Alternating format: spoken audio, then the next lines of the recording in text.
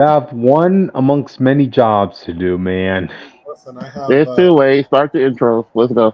No, Grab the not gate. yet. Wait, no, not yet, not yet, not yet. Oh, Have what? fun. Oh, hi guys. Listen, I got a public service announcement to make. Listen, No jokes. None of that. You say your name and do what you do. No, not Listen, yet. I haven't posted on the socials yet.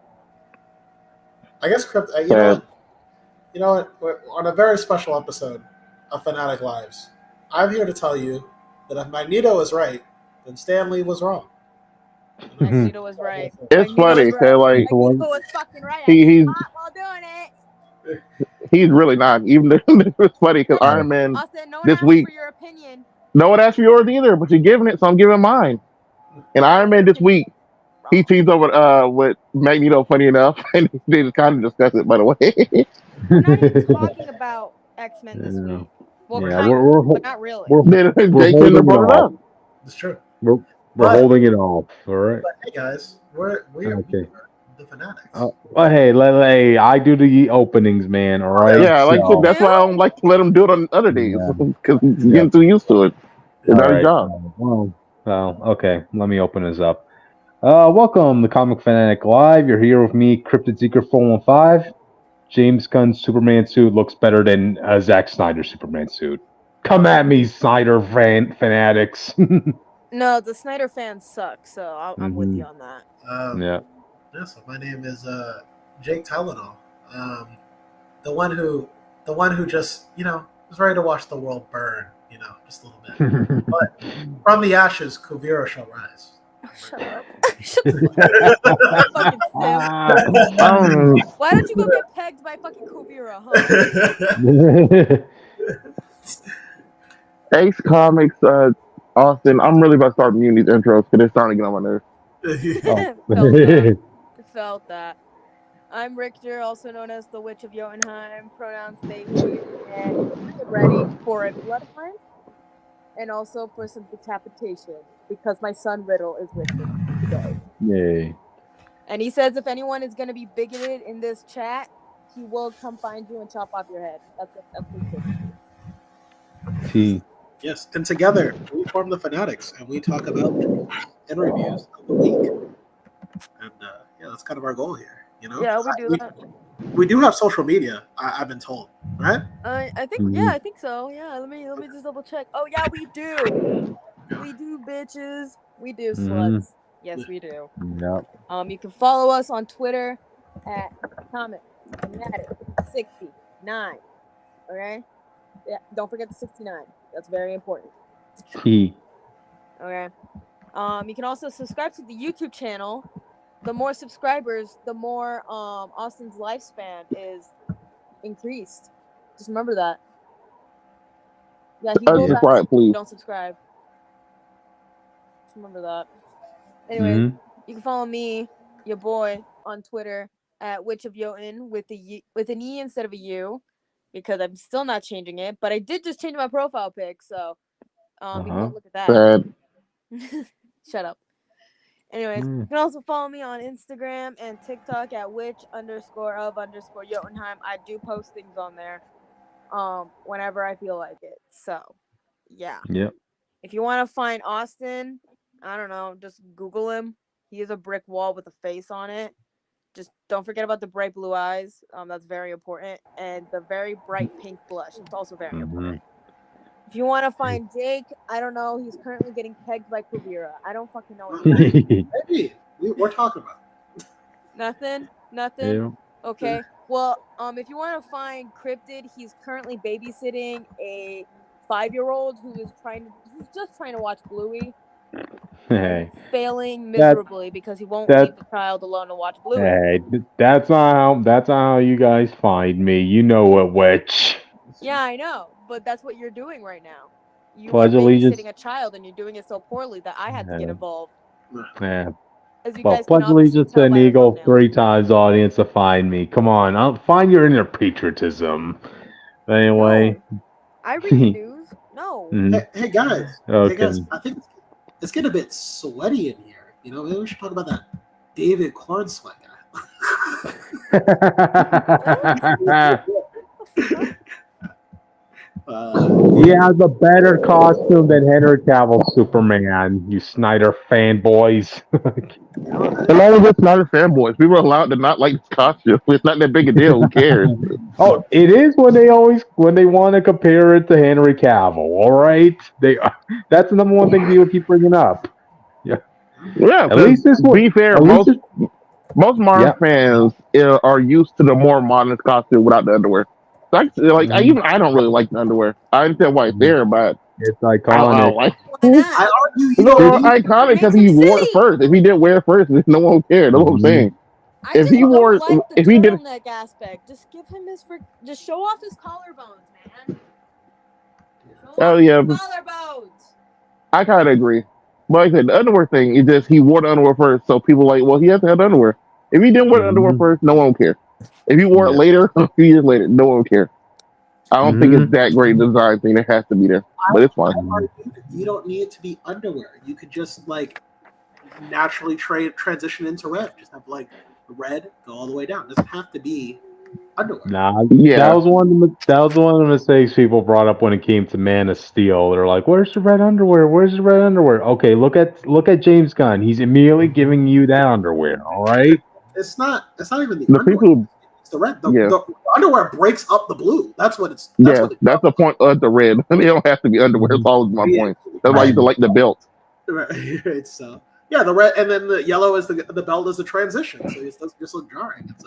It's a great thing to have. I think it's the best costume.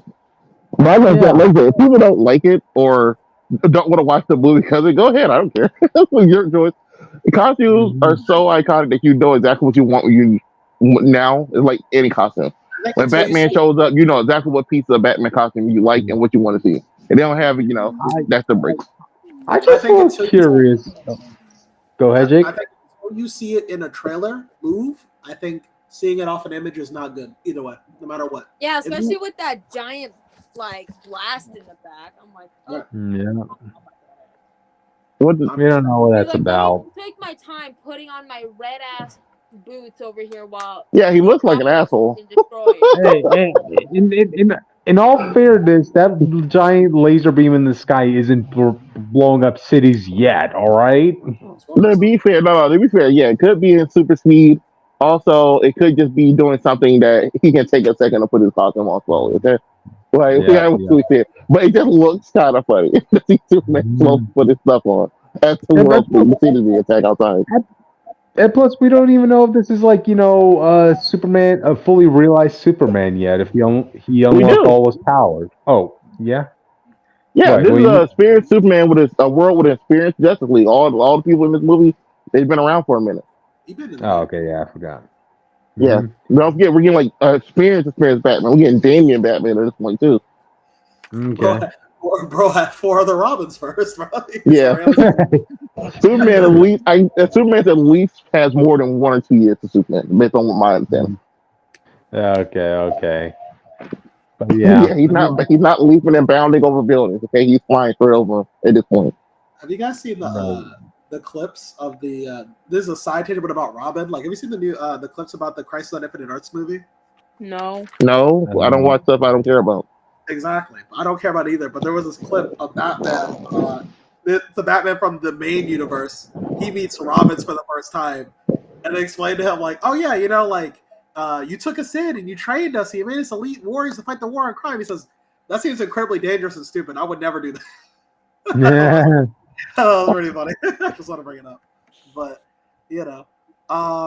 as far as the costumes concerned, it looks good. It's fine. Yeah. It's fine. I like how he just looks so tired. He's just bro, I gotta get up. I gotta do this shit.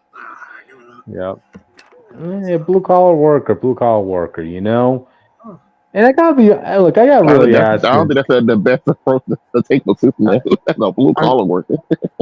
Put like that.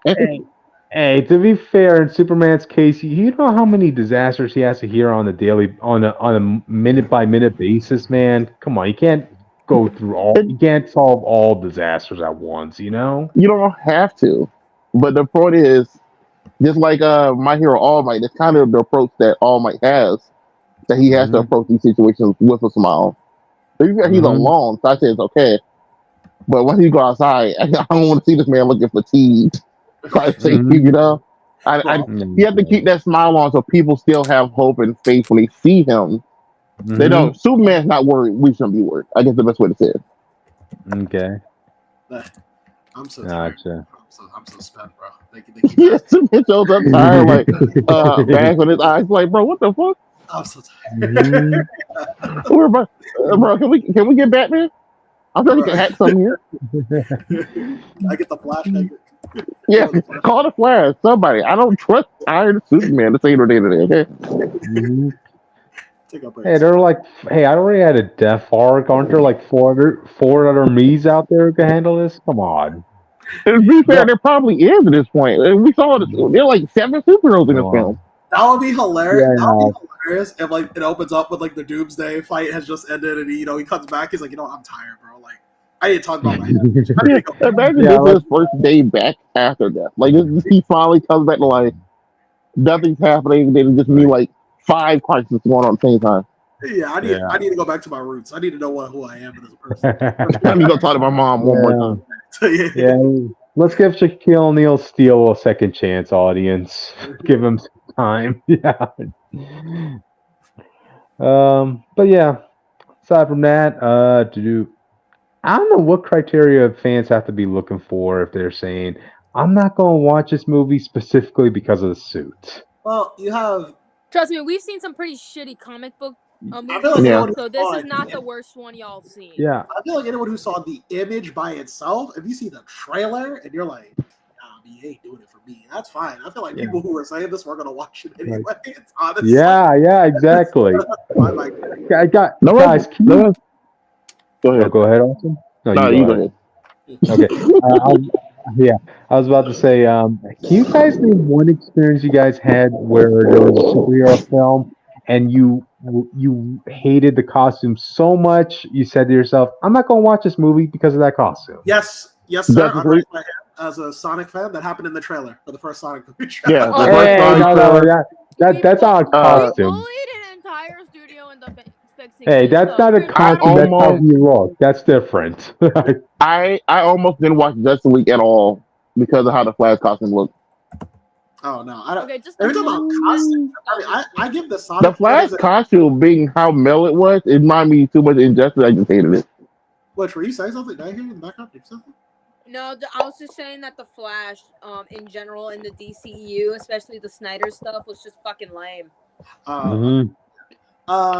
But yeah, the only example I have is Sonic because that design was so terrible. I was like, bro, I don't know if I want to go see my boy drag through the mud like this. Hey, Sonic, that wasn't a costume issue that people had. It was just how he looked. It was the look. His body. His body. But that's what we're mean, though. The visual, something so visually striking, they just turns you off from the whole film. Yeah. If a lot of superhero cases, usually a costume like that. I be honest, if that Justice League movie was something else, I would not watch it. Like I only watched the Kid Joshua film, but I just want to see what he did. But I was not into it at all when I saw the Flash metal costume coming through. But even then, I thought it was gross from what little I saw of it. But you wait till the trailer because again, things might look better in motion. A lot of times people are like, I don't really like how this looks, and then they see the actual thing, they're like, oh, actually, you know what? Now I see it moving around, it's not that bad. No, it was still bad. He showed his teeth and shit. That shit was gross. Oh, no. But then you have the Sonic effect where it's like, oh no, that's terrible. Go back, fix it, bankrupt your studio, and come back to me. So like I said, like off of an image, just wait till the trailer, and then I already know this movie has I know from my Twitter experience. Yes, I scroll there sometimes. Don't talk to me. You don't know who I am. I know you. Yeah, I know you do. From my Twitter experience, I know that there are people who are just against this movie no matter what. Who are just hating anything they can, finding anything they can to just do the movie before it comes out, which doesn't make sense to me because like if you're really a fan of Superman, you want this to be good. So like they are. They're a fan of Zack Snyder. They're not a fan of Superman. Snyder Superman, which is they're not a fan of Yeah. Superman. They'll swear up and down they love the character, which they don't. They just love an interpretation of it. But Zack Snyder's To be- Superman no, is not to be Superman, bitch. No, to be fair, there are edgy Superman and dark and evil Superman that they can like and still be fans of the character. They don't have to be fans of the main But character here's to be the called thing: people Superman. are starting to I'm get saying that tired they of can. it. I'm saying that they Mhm. can. No, wait, I agree. I'm just saying that we can't say they're not fans of the character just because they're not fans of They're the not. main Superman. I'm not saying they're not fans of the character because they don't like the main Superman. I'm saying they're not fans of Superman because they're not even giving this one a chance because they haven't even seen a trailer or anything of the tone. That's what I'm saying. Jake, if a evil Superman story come out right now, would you care? Would you watch it immediately? Would you try it? I wouldn't. It wouldn't grab my attention, but if it looked good, I'd be like, okay. I would say it needs to see that these people to the extreme. All right, we don't want any more nice Superman. We want Superman to be a bitch. Listen, I didn't like evil Superman trope by the time Invincible came out, but I watched that show and that show's amazing. It was first Well, season. to be fair, I mean specifically like evil Superman. You like actual evil Clark. What I'm saying, if you're a fan of something, you'll try to root for it. At least try to see it. And if you walk away being like, no, I can't do it. So you mean like me and like Into the Spider-Verse? I understand. Yeah, or if it's me and like Sonic Frontiers, where I'm like, I tried it, I didn't like it. So like, like I said, those are real fans. Even if you don't like what you see, you'll at least look at it for a little bit. But these people just don't care. Like it doesn't matter what it looks like; they just hate it. So I don't really consider real fans. That's what I'm saying. No, it's weird. You got the Spider fans who just don't hate it. I mean, who just don't like it. They're not gonna like it regardless. The other people who genuinely don't like the costume. I know people who would die about not liking underwear, bro. And I know people who die on that hill about this saying this man looks. It's the same people who die about Wonder Woman's invisible jet, bro. But there's some stuff that just don't correlate with fans anymore as much as they used to. The modern fan, I guess, I best way I can say it. Look at it this way, Austin. If Superman isn't allowed to wear an underwear in his costume, what superhero is? That's the point. Not a lot of people know. They don't like Batman when he wears it. Who else wears underwear? Superman's the poster boy for wearing the underwear, man. That's the thing, you know? It was based off a wrestler. Yeah. No, it was based on Strongman. Yeah, Strong. Yeah. I just forgot their name, but yeah, it was Strong. Yeah. But yeah, like I said, this is a visual thing. If people by this point know what they want in costumes, and you're allowed to like. I don't think that should turn you off from the movie, but I'm not sure. I don't care. If you watch it or not, it doesn't really affect us. Anybody else does care. Yeah. All y'all who are hating on this costume, we all know you're gonna be making videos about the trailer when it comes out. You guys are gonna be making plenty of content, so yeah. Well, to be fair, I'm about to milk. We're milking this for money, okay? Yeah. That's what we hate. Find out mean we can't take advantage of it, okay? Exactly. But all right then. Yeah, I guess with that, any final thoughts before we move on? No, I'm currently taking pictures of a book I'm going to be talking about in a moment because they don't have scans online, so I kind of have to do this. Gotcha. I'm doing this for the sake of the podcast. I'm doing this for y'all. Oh, Okay. shit, I forgot about that. Okay. You mean what for that? No, another book. Okay. Before we get too off. Oh, I know you're talking about. Okay, my bad. Okay, before we get too off topic, let's move on to the next one. And I got this one. The Russo brothers blame the new generation for the MCU decline. Oh my god, they're so fucking tone deaf. I fucking hate old people. I'm telling Chris. I don't want to go too far in that. I was like, for their point of view, I can see it because you got to remember they made what they consider their peak in movies, and then nothing else after that really worked, and they left. So we're outside point of view, like, oh, the MCU's in a great place. Well, I wouldn't say that. I wouldn't say that. We had some bangers like Guardians of the Galaxy 3. No, not Marvel. I mean them specifically. Oh, them. Okay. Them as directors, like the MCU was their peak. Any film that came out after the MCU not done as good or it's been taken as well. From the Gray Man to some stuff they produced. So like this is like their rose tinted glasses, their glory days stuff right here. Okay. It's a peak of their career for them. Can I be honest with you guys? A lot of these MCU movies, even the ones pre-Endgame, are kind of boring and stale. Like, out of the past 4 years that we've been getting MCU stuff, the one that I think The one movie that I think I've enjoyed the most was Eternals, and I'm not even going to talk about the show right now. Well, that's a story for another day. You're not But talking about the sequels, right? It's not my No. fault. It's not our fault that they don't know how to cater to newer audiences or younger audiences in general, and they just want to do what they think does right, and it's not working because it's not. It's just that They they made a even lot. do that. They can't even cater to their own audience at this point. Like, what are you doing? Like, they made a lot of movies that ended up damaging their IP. I mean, hey, for God's And sake, we have one actor from the Marvel Trinity that's literally apologizing for what happened in his last film. Yeah, I'm looking at you, Chris Hemsworth.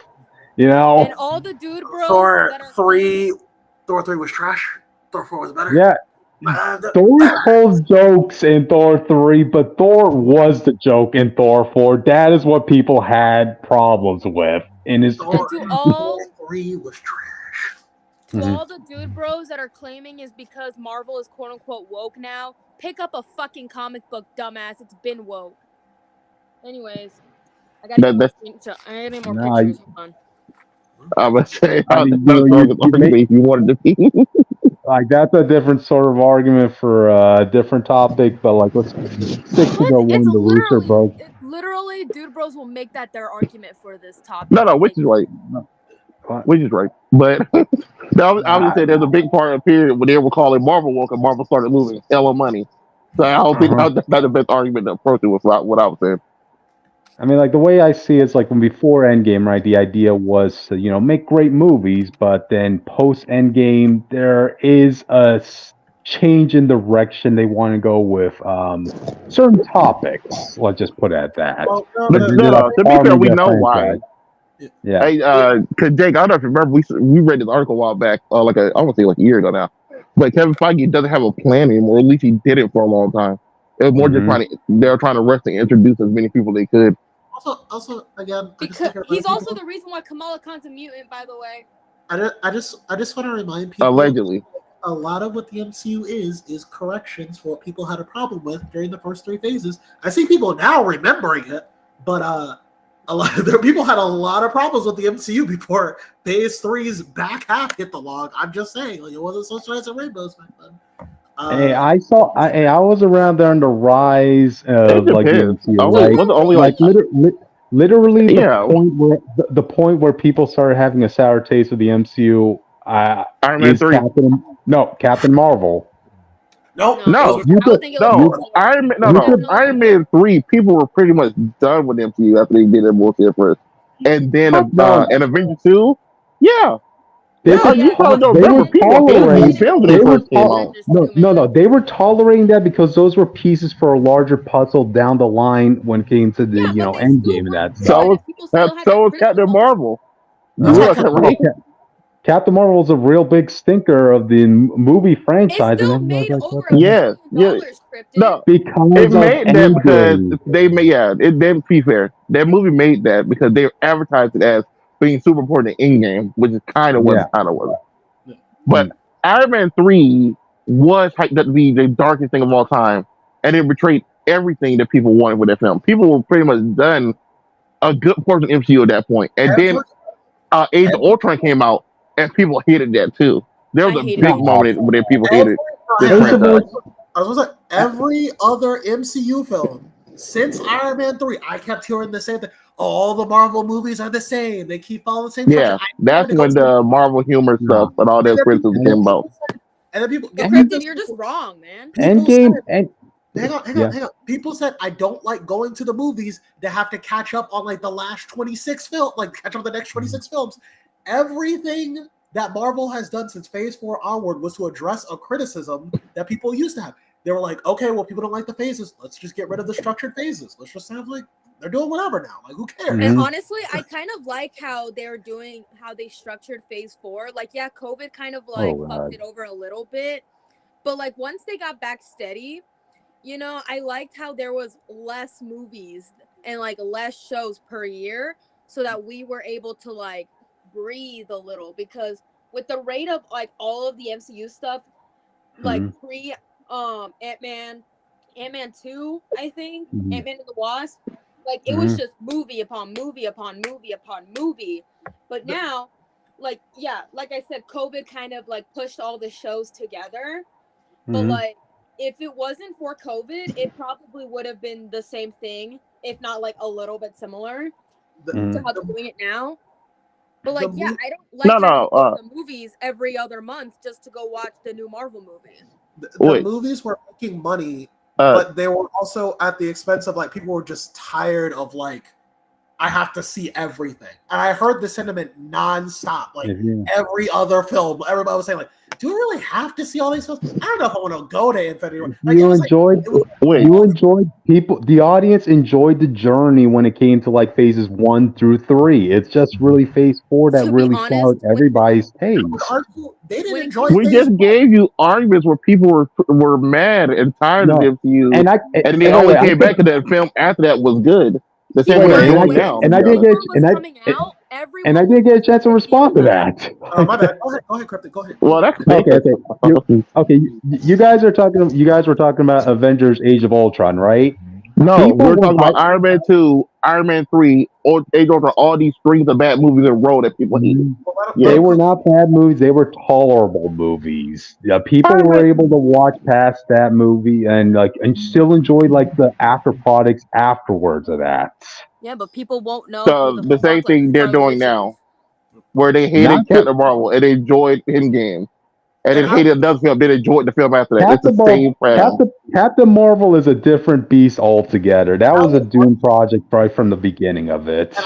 And I would ask, did they enjoy Phase 1? People like Iron Man 1, Hulk did make money. People thought Thor was boring. And I can't remember. People thought Cap was boring, but it's an okay film. Right, and people like the one they came back for was Avengers because people just couldn't believe they could do it. So even Phase 1 wasn't that good for a lot of people till now. And then the only reason why people liked Phase 1 as much as they do is for nostalgia reasons. Not for anything like critical. Nostalgia reasons. I'll argue that Hulk and Iron Man are genuinely good films. Captain America is good, but it's paced badly in my opinion. But I can see why people don't like it. Yeah, I argue that for me, most of Phase 1 is new to me, but like I know that the general, like I know if I went back in time, everyone would be like the first 3 are boring. It's just Iron Man. Yeah, people thought the beginning of Captain America way too boring to get into. Yeah. It was all about Steve's non-powered way. But I'm sorry, Captain. Go ahead. Say what you're gonna say. Oh, okay. I was about to say it was not nostalgia reasons why Phase 1 was a success. It was because this was the first time we got to see like a fully a shared universe, man, guys. Nobody thought Captain America would ever get a movie, or same thing with Thor and Solo movie, and then to see them all. Back in the 40s, and those were not really good. Those were horrible. Two in the 90s. In the 90s, that wasn't that good either. Actually did good. The first Marvel movie that actually did good in theaters was Blade. Yeah. And then the Sam Raimi Spider-Man and the Fox X-Men movies before they went to shit, but that's a whole other beast for another day. But Jake, go ahead, Jake. Yeah. Krypton is correct. The novelty is what kept it alive till Avengers. But if you ask people back then, movie for movie, did they care? Not really. It was just Iron Man. That was the only one they cared about. Can I be honest with you? When I didn't see the first Iron Man movie until I was like 14. So, and I remember seeing Thor 1 in theaters, and Thor 2 in theaters, and the first movie. Yeah. Thor 2, Thor 1, the big criticism was, when you're not on Earth, it's a good film. And Earth is most of the film. I'm on the belief that most people didn't start actively watching Marvel movies until like probably Phase 2, maybe. People Phase didn't give a shit about the Hulk until Avengers 1. That's true. No. That's a lie.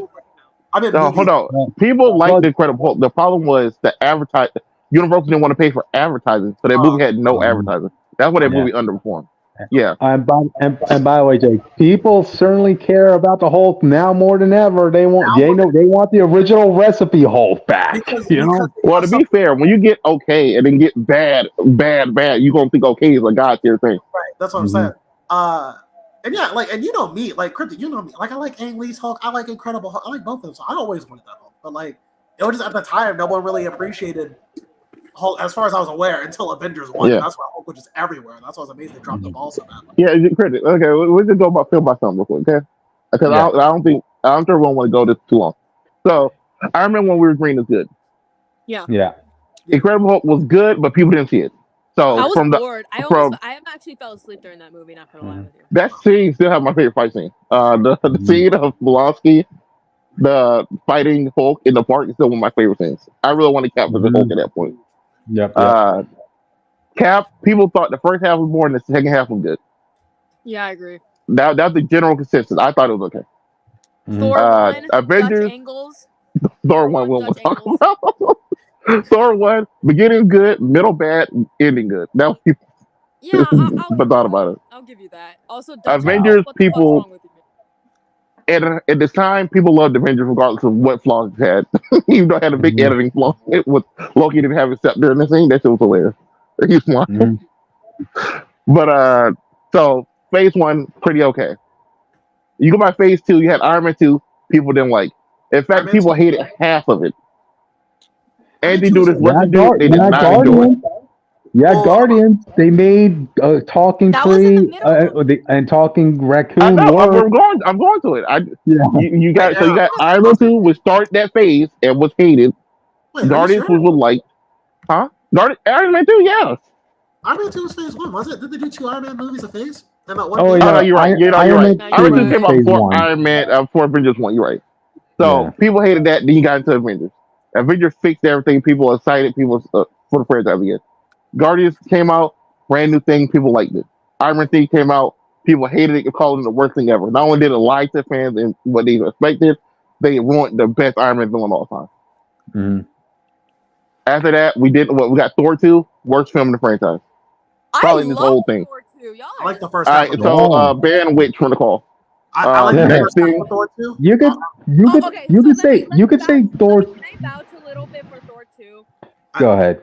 Is it the best MCU movie? No, not by a long shot. However, it did have some of the best Loki scenes in the entire MCU, and I stand by that. I'll agree with that. But I don't think that's enough to say the film. Yeah.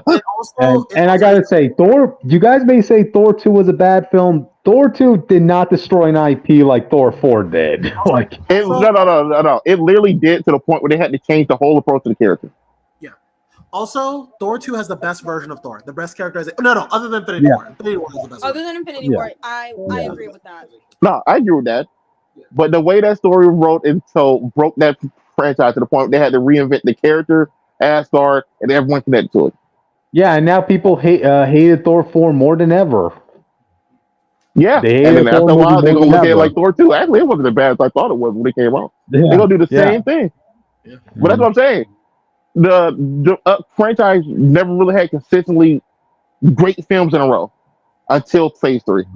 That I know a lot of people who were pretty much over the MCU at that point, and they're just waiting for DC to come back and do their thing.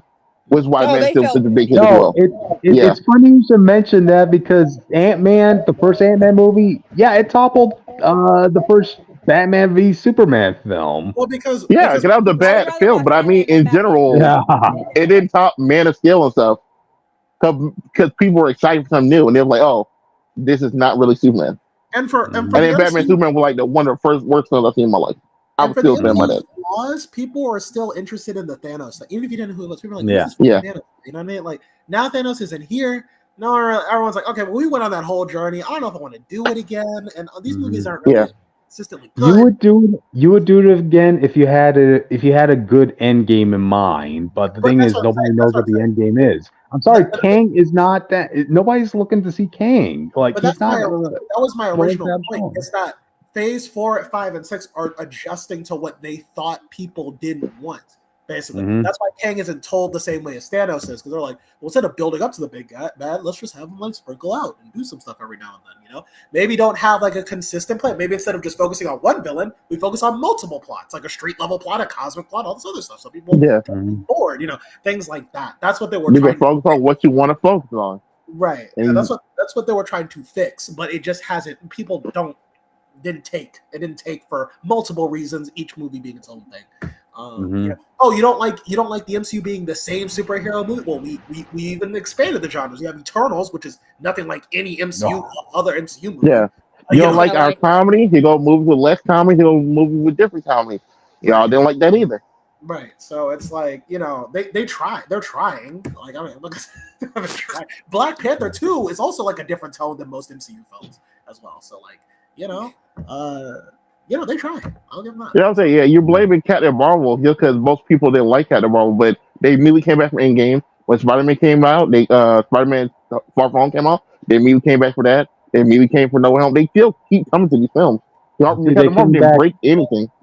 They came back for Endgame, but they certainly didn't come back for the Marvels or sequel. Yeah, but I'm saying that one move didn't break the next few phases. They didn't like it. Like they did. That was the first black eye the MCU had. Actually, that was in terms of movies. That was Inhumans. I disagree. Yeah. I'm saying movies. People could tolerate, Thor 2 and Iron Man 2 and 3. Okay, maybe they weren't that good movies, but they were pieces to a larger puzzle. But then you had Captain Marvel, which actually made good movies in the past, tainted them. No. So even you want to say, they're pieces of body person, so was Captain Marvel. That's how it was advertised at least in the time. And I don't think people hold Captain Marvel to a standard. Like, I know it matters to you and probably matters to other Captain America fans, but I don't think it matters to like the masses as a whole. Oh, Avengers fans too, man. Come on, you had to name her after the Avengers? Oh yeah, I don't think people remember that though. I really don't. Honestly, most fans did not remember that. It's just the hardcore comic book fans, which are outnumbered like 1 to 20. Yeah. Yeah.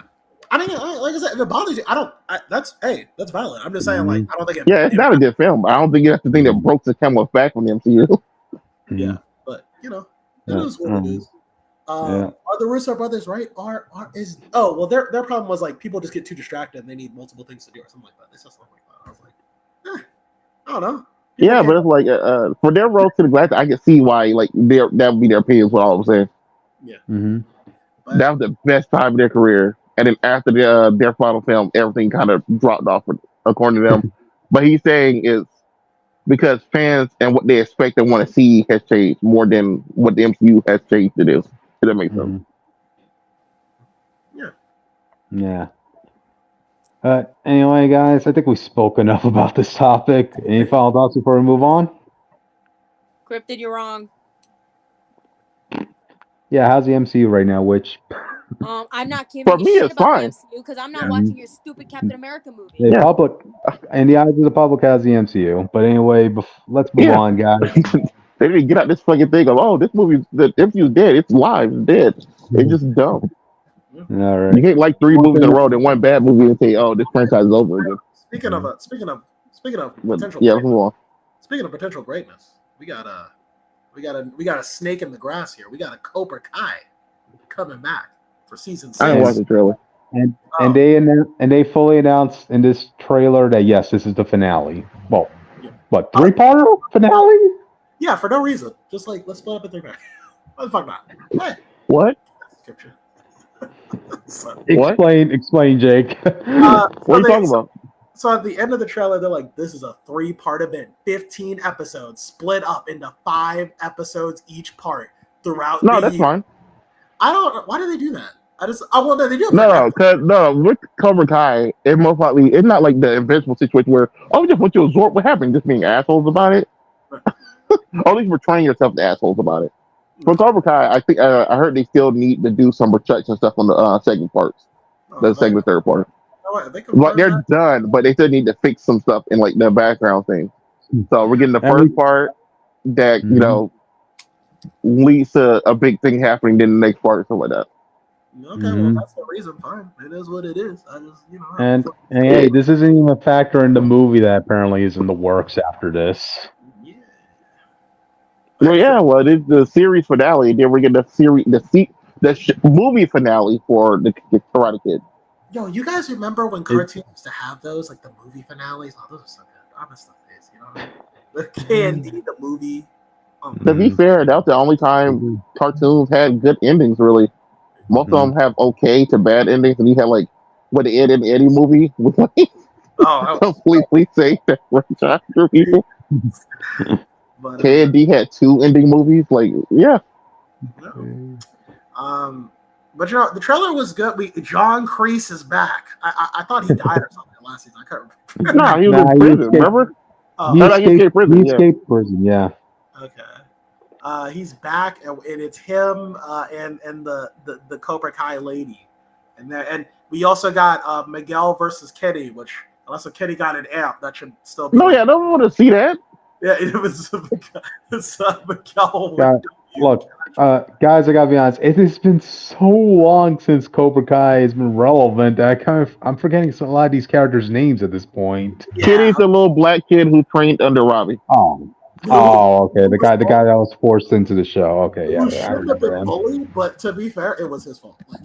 To be fair, I would say he was that forced. He did have a big connection because of Robbie. He was the little brother of the guy that Robbie met when he was in jail. Don't you remember how he was introduced? They had him in like a love triangle with Daniel's son, and yeah, they immediately dropped that plot afterwards. Like it was literally what we I knew that. I just thought it was bad writing, but I was like, he has an actual good connection to the cast. I would say he was like they just thought it from last minute, like type of force. I guess the best way to say it. But I agree with you. Now that storyline was terrible. It looks like Miguel's also fighting a squad of people as well because he's the Karate Kid. All right, listen, that's my boy Miguel. Are they gonna finally show they just know karate doesn't mean you can beat up 7 people in a row like together? This is amazing. Chosen versus Johnny in the sparring match. Yay! Is he gonna teach Johnny the pressure point? I hope to God not, bro. That's a Cobra. That's a Miyagi tradition. Okay, you keep that. No, yeah, but remember, they're mixing all this shit together now. Yeah, but something's just Miyagi, just in the family, bro. Stick it in the family. Like, you know, he's the extended family. We'll invite him to the cookout, but you know, he's not Miyagi family. All right. Don't forget, Miyagi chose to teach him that over Daniel. His actual Danny didn't need it. That's how good he was. Okay. Oh, the guy threatened to kill himself and his opponent. What's Robbie doing? What? What's Robbie doing? He's being Robbie. He's robbing him. You know, being Robbie and stuff. You know? Oh, we got Sam and the other one's Tori, right? That's her name. Tori, yeah, Sam and Tori. They're also training together, so it's like, you know, that's. I don't like that. I like the rivalry stuff, man. Okay, so we have to guess who do you think is gonna actually because it's not it's like because Danny's officiating it. He's like in the middle. He's like, all right, guys, fight. Who's gonna win, Johnny or Chosen? Realistically, Chosen's gonna win. Chosen has Chosen is better at Miyagi than Danny. At least he portrayed as better, and he knows the secret technique to the point that Danny couldn't beat what's his name? What's the guy's name? Ponytail. Terry Silver. Yeah, he couldn't beat Terry Silver using Miyagi to the point he had to steal that man's own technique. That's still his methods. The quick stuff. Yeah, Chosen would have won, but then he started focusing on trying to kill this man with a sword. Remember? by the way, yeah, Johnny's not prepared for that fight. By the way, Johnny versus no, I keep getting their names mixed up. Danny versus Terry, the final fight, no matter how you ever see it, is still fucking hype. Like I'm watching them do the man can't fight on them. This is a real question I want to ask you. What's up? Because we know this. Well, this is a trailer for the whole 3-part, just the first part. These are supposed to be the first 5 episodes. It's they I don't know if it's from the first 5 episodes, but they tease 3 parts, so I don't know if it's. I was about to say, because we know they're supposed to be the world stage tournament. Right. And that's where we're going to get the final thing of Danny and Johnny, Miguel and Robbie. Like, that's supposed to be like the big thing. Do y'all think it's actually going to be in the show or they're saving it for the film? Well, they do have a flashback to Danny versus Johnny, but, you know, they do that just to remind you it's Karate Kid. You know what I mean? Like, you know. Yeah. They're obsessed with that fucking fight, bro. I think even Johnny forgot about it. They're like, you know what, bro? It's all good. What other thing? I think Danny versus Johnny in the movie, and I think Johnny takes it if we go to a movie. I think Johnny takes it, but it's all good. It's no hard feelings. It's just like, you know, it is. No, I don't think he does. I think if it's in this show, he takes it because it's Cobra Kai. When we go to a movie, the last Karate Kid movie, I don't think it's had Daniel lose. Really? Yeah. I don't think Johnny just. I don't think Johnny tied. John- I don't think Johnny No, loses. okay, let's play this. Because you remember, there's two fights here going on. There's Miguel and Robbie, and the two adults. I don't think Cobra Kai will win both fights. If that makes sense.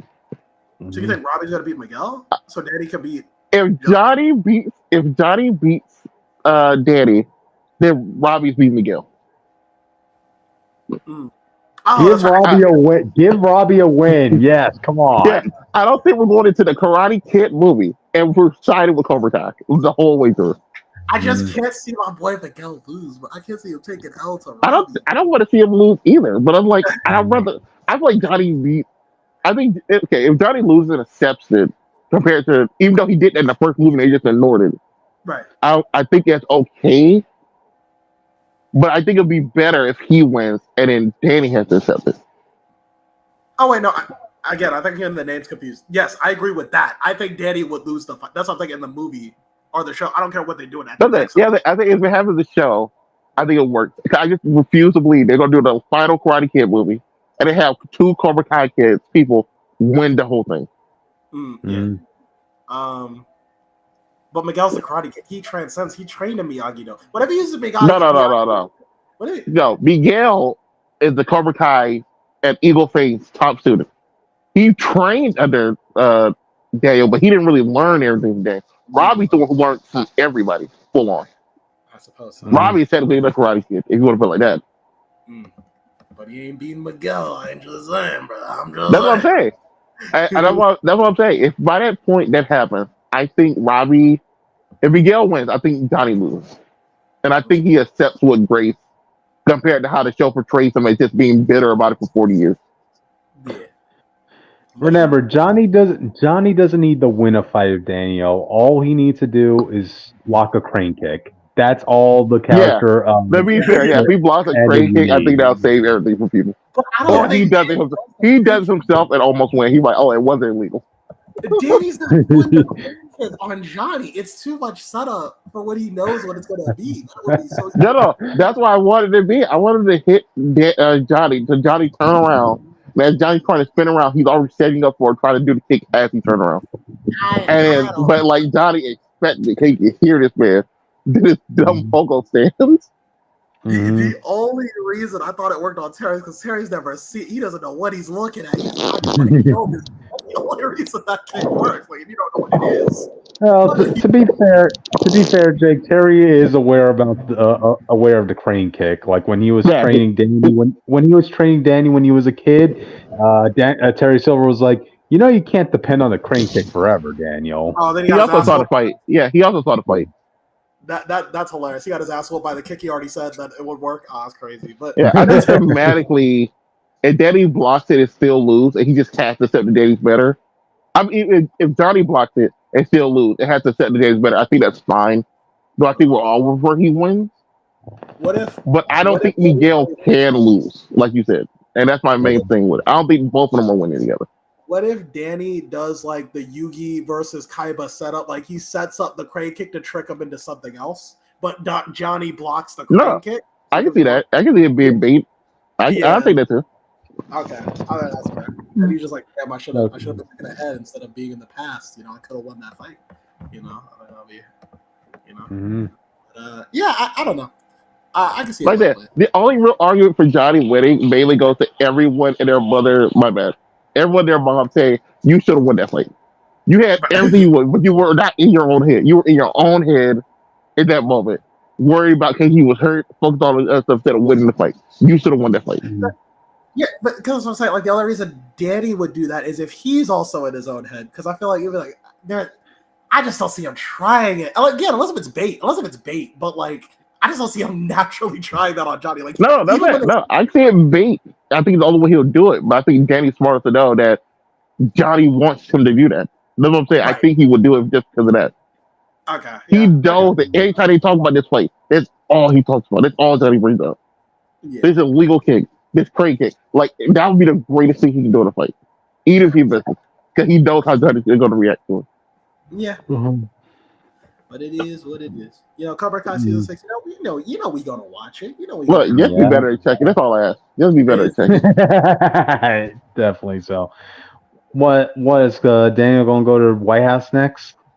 He's going to jump the shark by train Gonna president. fight the president of karate in the He ballet. praying to the president's daughter. Gotcha. But alright then, with that, guys, I think we should move on. Who wants to do the next one? Oh, I guess it's me. There's something kind of broke up, so let me figure it out. Mortal Kombat 1 Homelander teaser. It's okay. Yeah.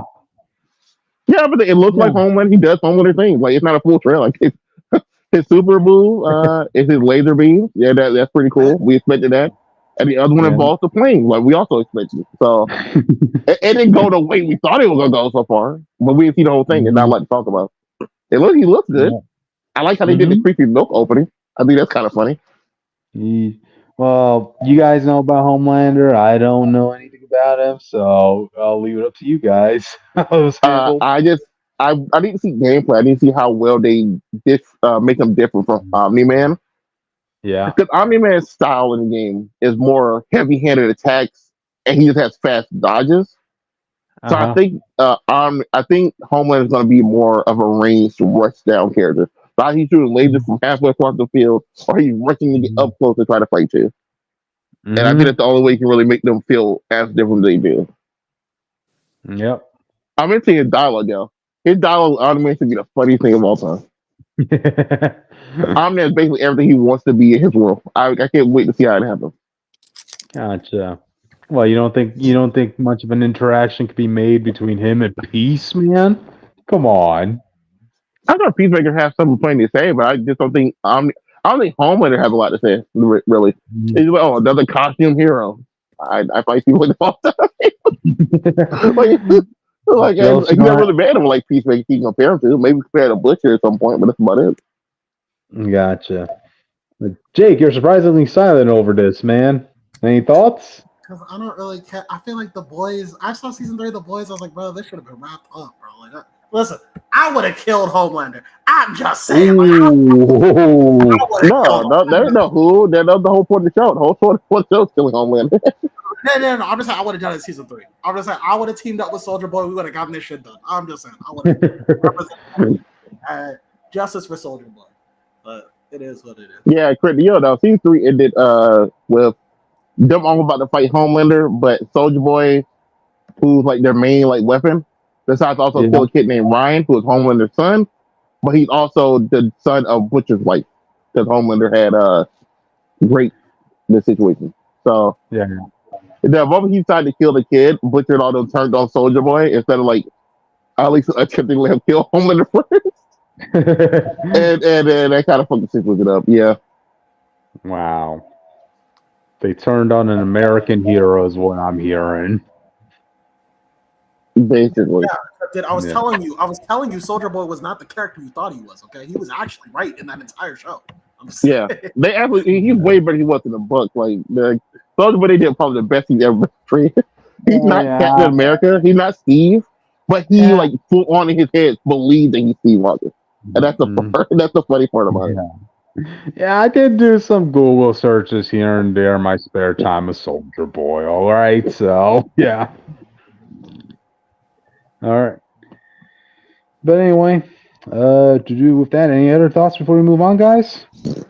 I wonder what his extra will be, because there's not one moment I can like look and just like, oh yeah, this is the extra. This is the cool combination he did. And he can't fight that well. Every time you fight people that fight well, he kind of loses. Like hand-to-hand situation. So I don't know like what extra they'll do for him besides just like bullshit laser scenes again. But we get that like so many people. Gotcha. Oh, speaking of which, he wasn't the only one announced in this. He also has that companion, Ferrator, yeah. Yeah. I know what Ferrator is. I wasn't really excited. I know some people are like really hyped about it, but like you can't fight with him, so I don't care. She left an impact when she debuted in Mortal Kombat X to me. So I agree, but if you can't fight with her, she's just a side thing. That's why I don't think people are that impressed or care that much. I'm glad he's Okay. still alive, but I can't play as the Yeah. character. hmm Gotcha. But all right then. With that, guys, you want to move on? Yes. All right, let's move on. And I think I'll get this one. We're done with the media news audience. Now we're going on to the comic news, and we're starting off with Marvel President Dan Buckley announces changes to future ongoing series. Nick, Now, did you hear about this? which? Yeah. Sad. Okay, yeah. This is in the comic news. We got word from the president, Dan Buckley, that they are going to be changing their approaches to ongoing series. I And don't by know that, how that's gonna affect me, man. I don't know jack shit. no. Like what this is about really is you guys know how like when they announce a series and they say it's an ongoing, typically it ends up becoming a mini series. Like it gets canceled after 4 to 6 issues, right? But now apparently they want to. If it has a label of an ongoing series, they want to at least make sure it goes up to double-digit issues. Well, yeah. There's two Mhm. approaches they're taking to this. So, like your standard book, ongoing book, at the very least, you're gonna get 10 issues. So make a short, make your initial premise for your book the first 10 issues, and then go into your overarching part. Yeah, See how it goes. But it's yeah. also to corral writers and stuff like Jason Aaron and Derek Slott and stuff who are, because of contracts to be on books that people are hating and the sales are going really down bad for a long time because they can't remove them. So this is their way to also be able to move those rights to other stuff and get other people on these type of books and just transfer the Mm-hmm. contract over to something else. Yep. So no Yep. more 50 issues of Jason Aaron fucking up Avengers or something. Like all that should be done. Yep. That's kind of hopeful, I guess. Mm-hmm. Let's see how long this lasts, guys. Let's Yeah. go. Yeah, they Yeah. stick with it, and they're just approving 10 issues at a time. Because like if your first 10 issues do well, your next 10 issues do well. I think the only thing Mm-hmm. it does is it hurts long time storytelling in a sense of if I can't guarantee 50 issues, I'm not going to potentially write out the full story of 50 issues if you're going to like calculate it like 30. Yep. You know what I mean? So Yep. each story from now on might just be self-contained volumes, where the first 10 issues, next 10 issues are their own story, with a little bit carrying over just in case he kept going and stuff like that. Yeah. Which is nothing wrong with that, I mean, the best example I could give really is what happened with Captain America. How like, yeah, the Colin Kelly and Jackson Lansing era, you definitely could tell that they were writing for the long run, right? They likely they were expecting to reach issue 30 or 50 with their Cap run, but again, negative receptions, so they had to get canceled. And right now, yeah. No, go ahead. Go ahead. Okay, and now Cap's book right now is pretty much self-contained. It's not like involving anything. It's just his own story, his own journey. I think the heroes just help most. Like some of the heroes, like some of the X-Men books, they don't really need to go as long as they did. But Yep. still deserve 10 issues. But I think the person who's come out the strongest with this is going to be Spider-Man. Yeah, The no one who's shit. usually Spider-Man. judged the most. The person who's usually judged the most anyway. And everybody who has a bad run goes on for months. I mean, for years. Oh, Jesus! I just wanted X Factor to get to 20 issues, and we couldn't even get to 12. Like, it's amazing that you guys bring up like X-Men, because how many X books are ongoing right now out of that whole lineup? I don't know. They just announced the post Krakoa books. I'm still waiting to see who's on this X Factor team. I swear, by the time this X Factor book gets teased or whatever the fuck, GTA 6 is already gonna be out, and all of Bloodhunt is gonna be fucking finished. Yeah. So honestly, who fucking knows? I know, right? So yeah. Also another caveat to this is, one pet peeve of mine that's really been annoying me as of late with writers is when their series gets canceled, but they're like saying, "Oh, it was always intended to be a miniseries." No, it wasn't. Come on, stop doing that. The line post series is something a lot of writers do for some reason now. Like the most egregious case, you'll bring it up right there with the Punisher guy. He got canceled after like 2 issues, It was always supposed to be like 2 to 3 issues. Like, bro, come on now. Even though there's dialogue and there's like interviews with you saying, "Yeah, I want to write a rogues gallery for Punisher," which is something that Frank Castle doesn't really have. What you expect to establish a rogues gallery in 4 issues, dude? Seriously? Yeah. So the person is that you mean the hero that kills people? That's a rose gallery? Wow. That's the point. Yeah. And you need honestly, flexibility. Yep. And also, you kind of have to be realistic. Like, did you really think that you guys should have automatically announced that as a miniseries? Like, what was the purpose of calling it ongoing? You guys knew that was never going to sell. Yeah. This new status quo change of ongoing series, it does not apply to miniseries. So yeah. We'll still get miniseries in the future, audience. So yeah. Yeah, I saw the Bloodhunt lineup. Yeah, I know. But overall, I think a lot of fucking books, man, for one event. Yeah, it's too many. Like, obviously, I'm gonna get the one shots. Like, we all know that. But like, that's still a lot of books. I'm probably only gonna get like one mainline book, maybe 2. And one of them only because it's super bloody and gory. Okay. We'll get to pretty soon. I might only get Bloodhunt comics if the cover's good. So that's pretty much it. My only cover's pretty good, not gonna lie. Because I can't manage to get the real ones, I kind of don't want to read it. Because the real ones is the one, if you can't get it in hand, the hand ones are the ones that have the most blood. It's how the writer intended with all the blood, all the gore, all that other stuff. Oh, yeah. And any digital version has been cut. I was able to put it in my subscription box, so I know I'm gonna get it. Yeah. Okay, guys, let's hold off on our Bloodhunt discussion for when we get there. Yeah, sorry. But talk about it anyway. It's fine. No, it's fine. Care about everything else. Anyway, but I think it's going to benefit more than it hurts. But I think it works if you're like a Jonathan Hickman writer whose clout alone will let him get an actual ongoing. The only writers like that might get hurt because these are people that are extremely long-term writers. Yeah, you cancel a Jonathan Hickman book halfway through, that book is terrible. That's probably the worst thing that might be one of the worst things you ever read. Exactly. Dawn Power Wash has 3 cleaning. Wow, my phone is freaking out over here. There you go. What the heck? Okay. Well, we are not sponsored by Dawn Power Wash. Someone sent me a video. I was clicking on something. I actually clicked the link the moment it came in. That was my bad. Gotcha. But all right, then. I think we should move on, guys.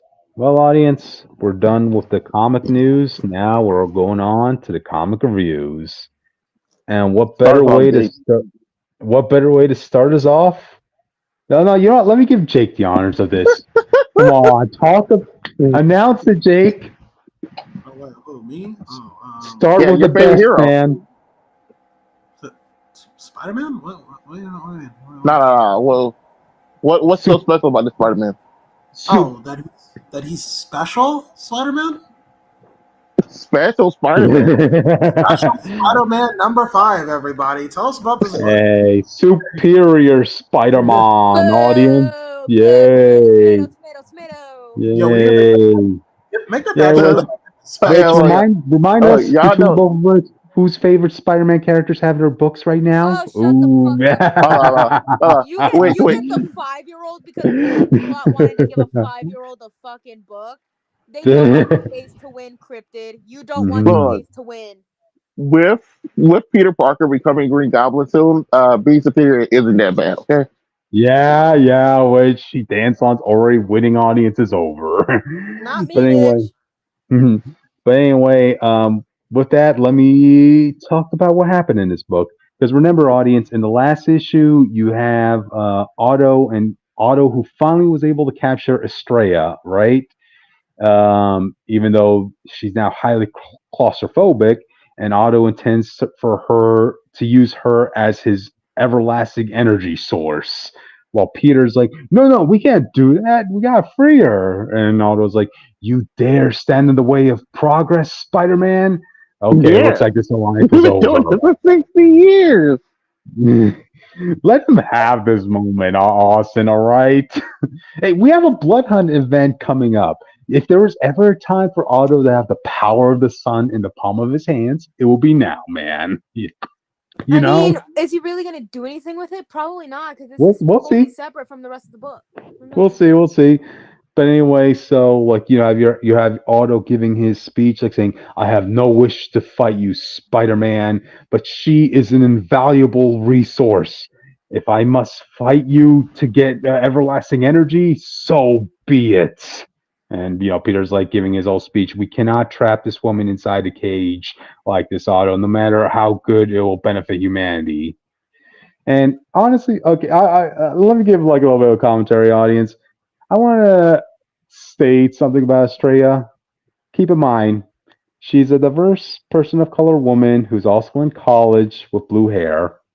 I think if anybody can understand wanting to go to alternative energy sources, it will be her. So come on, Estrella, make the ultimate sacrifice. We won't be using That's rude fossil of you. fuel anymore. What was that, Awesome? That's rude of you. Oh, come on, Greta Thunberg will be proud of her. All right.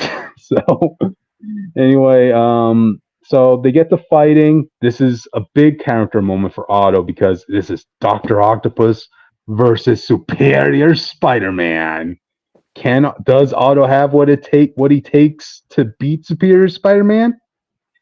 Evidently, yes, since Otto rips the tentacles off of Peter's suit. Keep in mind, Otto has those upgraded tentacles right now, so yeah, he's as strong as he's ever been. I miss the Peter one that does. loved Peter. No, this is not the one that loves Peter. Otto made I miss him. sure. Yeah, Otto made sure that this new set of tentacles it obeys only him. Oh, and keep in mind, you remember it could detach itself into an octopod. Oh, yeah. Yep. So yeah, Peter does manage to get a claw scratch on one of Otto's eyes. Breaking half of his goggles, right? But then that's when Otto is like, "Okay, that's it. Get him, octopods!" And he just has all his octopods from his tentacles detach and just subdue Spider-Man. And that's when Anna Maria comes up, right? Anna Maria is like basically giving Otto the speech, like saying, "Look, that like element you gave Spider-Man to fight Estrella, that's going hazardous right now. It can very well blow up this whole place unless we use it to help turn Estrella back to normal. This and that, right?" And I was like, "But this is my life's work, It's Otto. not, though. What? This is his Hey, life's work. Hey, he was focusing on a energy source, man, getting the power of the sun, and he finally had that created in the form of Estrella. It didn't work That out man went on for exactly. like 5 years and just became a supervillain for the rest of the time, doing random stuff. And they talk about, oh, yeah, this is my life's work, by the way. Yeah. This was my dream ever since I was a little tiny. Oh, ever since I was a See, that's little fair. Doctor Octopus. I'll give you that. I'll give you that one. Yeah. I was like Cadet Octopus by the time I wanted the stream to happen. But then Anna Maria is like saying, "Otto, you have two choices. Look, I'm going to stay here with Peter, and we're going to try helping Estrella. You can help us too. Otherwise, this bomb is going to blow up and destroy everybody in the vicinity, which would include me, Otto. Make your choice. I know you're a good man." He should be, though. That's the whole point of him becoming pure evil. I don't know if memory Yeah. can change that deal. And yeah. But we turn the page, and you have Otto flying away with Estrella in his little ship, and you have Anna Maria saying, "Mother beeper." Motherfucker. Yeah, But she can't say Marvel that. are cowards for not letting she's like, these characters "What?" have uncensored cursing. She's like, "What a complete and total beep." But then that's when you have some one-on-one time with Otto and Estrella, and this is when Estrella's realizing, wait a minute, that Spider-Man was being kind to me, and you're talking an awful lot like the way Spider-Man was talking to me when he trapped me into this cage. Wait, you're really the one who trapped me in this cage, weren't you? And that's when Otto says, "Yeah, I was in Spider-Man's body at the time. It was me all along, but that doesn't matter. You're now going to be our.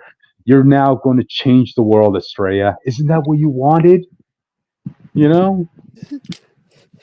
Well, I just saw the perfect picture of what her reaction would be when she heard that. Let me send that to you real quick. okay. Hold on, let me send it to Yeah. you because I think it's so funny.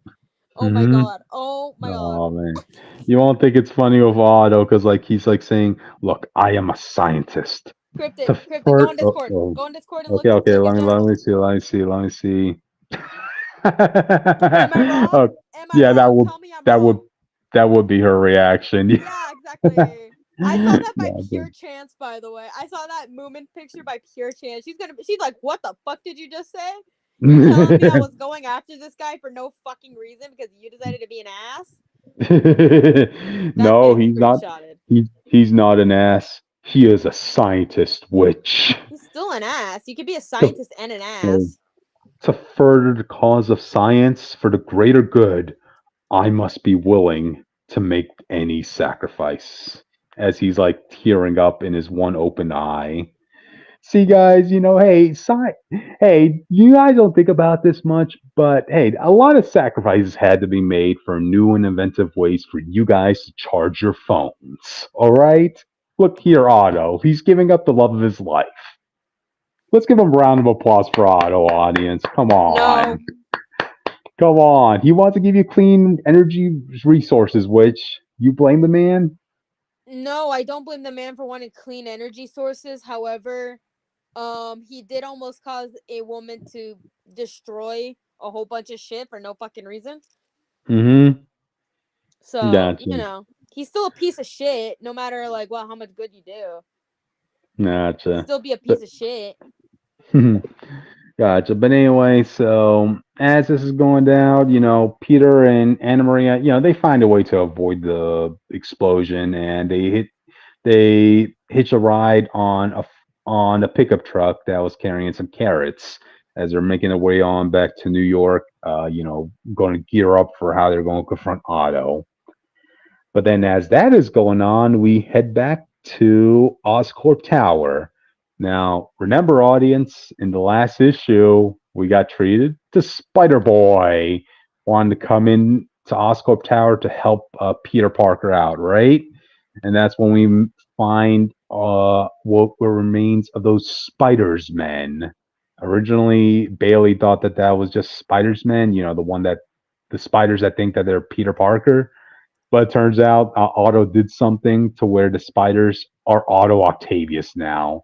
And they all creep inside Bailey and turn Bailey into the superior Spider Boy.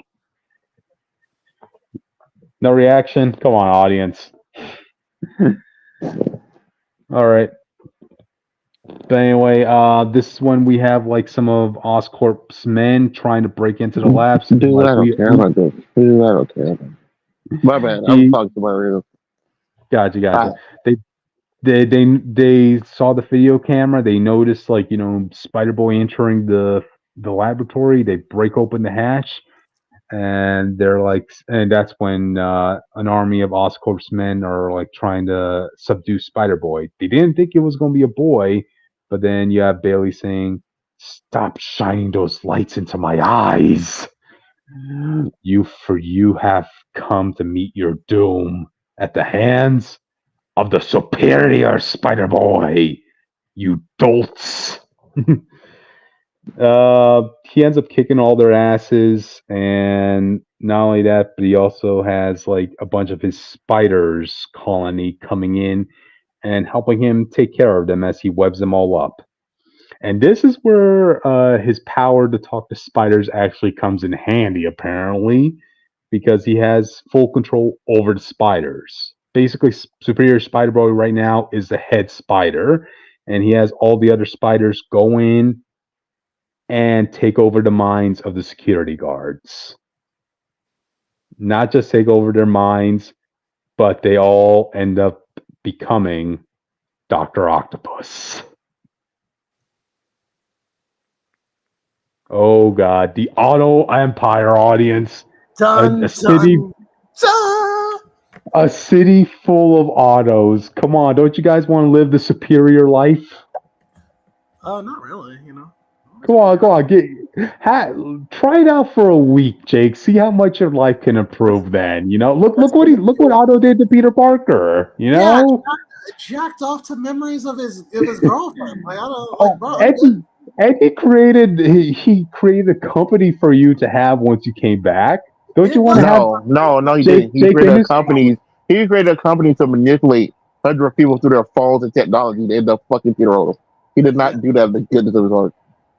Yeah, but the end result ended up with Peter having his own industry. Come on, Jake. You don't want to have your own Jake Industries, Austin Industries, Witch Industries? Come on. That's only if I can prove to him that I'm the superior Jake, and he will never believe it. I need a villain in my life. I don't have enough villains to prove to him that. Okay? Okay. But anyway, so then we cut back to Peter and Anna Maria as they're making their way on back to New York City, and they do. And they thank the nice little farmer guy who picked them up, right? And as he dropped them off, and they say their thank you and goodbye, they noticed a spider walking up the old man's face, then walking up into his nostril.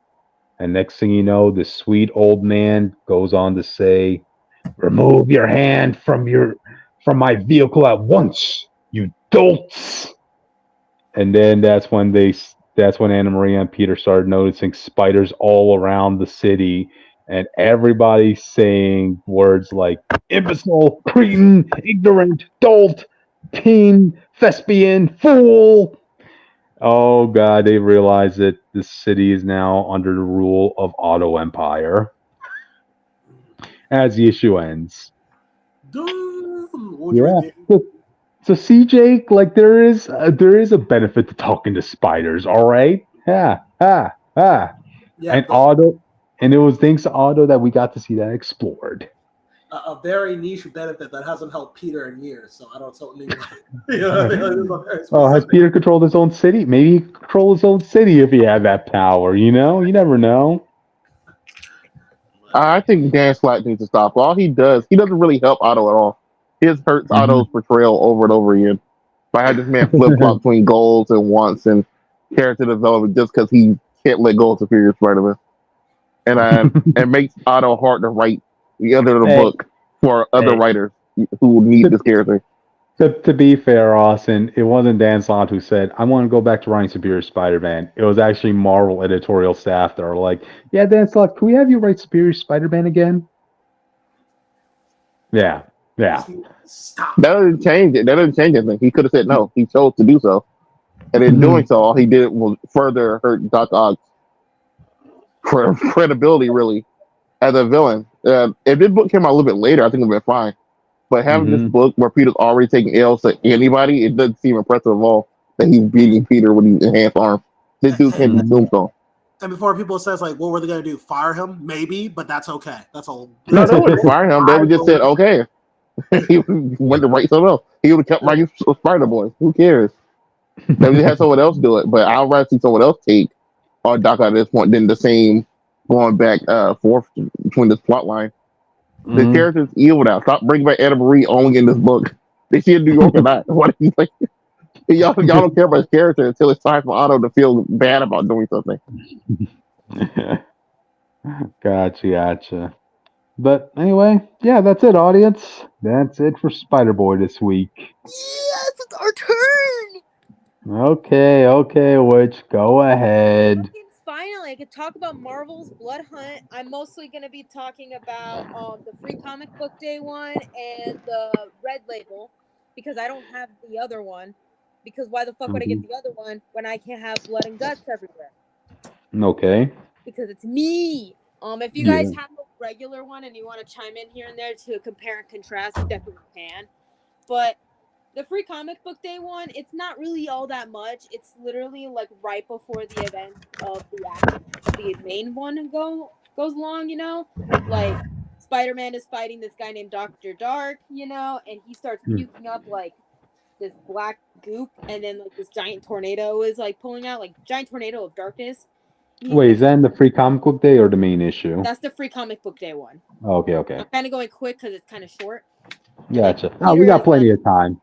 So yeah. Like Peter is like, hooray, yay, another unproblematic win for me, you know. And then we cut over to the Fantastic Four, mostly just Reed and Sue. Which, first of all, get the fuck out of Arizona, you two. You guys don't need to be there. Two, they're trying to also figure out what the fuck's happening, you know, because Reed's like, there's been a dimensional breach, like numerous breaches, and Sue is like, oh shit, something's going down. She's like, I think it's the Dark Force dimension because you start seeing these like giant things of like darkness coming up. Daredevil, he's fucking blind. He's not gonna know what's happening, but he can hear screaming. He can hear that. Yep. You know, like, guess what? He's gonna be fighting vampires. It's gonna be great. Anyways. We cut to Brielle Brooks. If you guys don't know who that is, that's Blade's daughter. Her his quartered vampiric daughter. Yeah. And she's also killing vampires because if you guys read her miniseries, like I did, you would know that. And she looks great doing it. But guess what? Guess who she meets up with, guys? Guess who she meets up with? Oh, boy. It's Dracula. She gets to meet up with our boy Drac. Oh, damn. I thought you were about to say B negative. No, I wish. That'd be fucking hilarious. I don't think he's going to pull up in this book, though. Okay. And he's like, hey, you're the daughter of my oldest enemy, and the world's ending. So if you want to help with that, best come with me. Because, like, Dracula would not have done this. He's like, no. But anyways, we have to actually cut to the main book at hand because that's all we got in the free comic book day one. Unless you want me to talk about the Uncanny X-Men story, but I don't think we have time for that. I don't think anyone really cares. Nah. Anyways, Bloodhunt. It's Bloodhunt the red band, red cover because it literally had the plastic seal over it that says. Warning, this comic book is only approved for the appropriate audiences by Marvel Comics. Explicit content. Because guess what, sluts? Explicit content. It's sealed tight and everything with plastic in a plastic bag of its own, I recall. Keep in mind, the only time I've seen like comics or anything like that being wrapped in plastic was for manga. So, you know, this is kind of fun. Yeah. But which was lucky enough to get the blood variant one of that. I had to settle for the art germ variant of Tigra. What's wrong with the art germ variant? Everyone loves art germ. Oh yeah. Hey, I'm just trying to say it's a good I got a good cover on its own, you know? Anyways. But it doesn't have the blood and gore that I'm sure you're and it's actually a little bit shorter by like 2 pages. Yep. Where's my phone at? Oh shit. Okay, I also was able to get screenshots for you guys, so I'm gonna send them throughout this conversation. You go for it. Okay, hold on. Okay, I haven't posted them yet. I'm not posting them yet. Anyways, so we're witnessing this thing called Sun Death, which all the heroes and villains that have something related to darkness to their abilities, they're currently being engulfed and fucked over by their powers, and it's causing them to like barf out this black goo or whatever the fuck. Yep. And, yeah, like so Cloak and Darkstar and all these other characters, they're fucked. They're fucking fucked. They're basically these guys are becoming portals from the Dark Force dimension to cover the entire world in darkness and block out the sun. Oh my god, Jake, deja vu, dude. Deja vu. Yeah, but there's vampire. That's okay. It's what? Yeah, hell no. Oh hell no, Jake. No. It's more than vampire. That's fair. Hey, you got fed up with Reed Richards. Okay. He's a man of science. He's a man of magic. Okay, let's get back to it, please. There's a lot to cover, and we're gonna have to compare 2 different versions of the same book. Gotcha. So we got to keep going.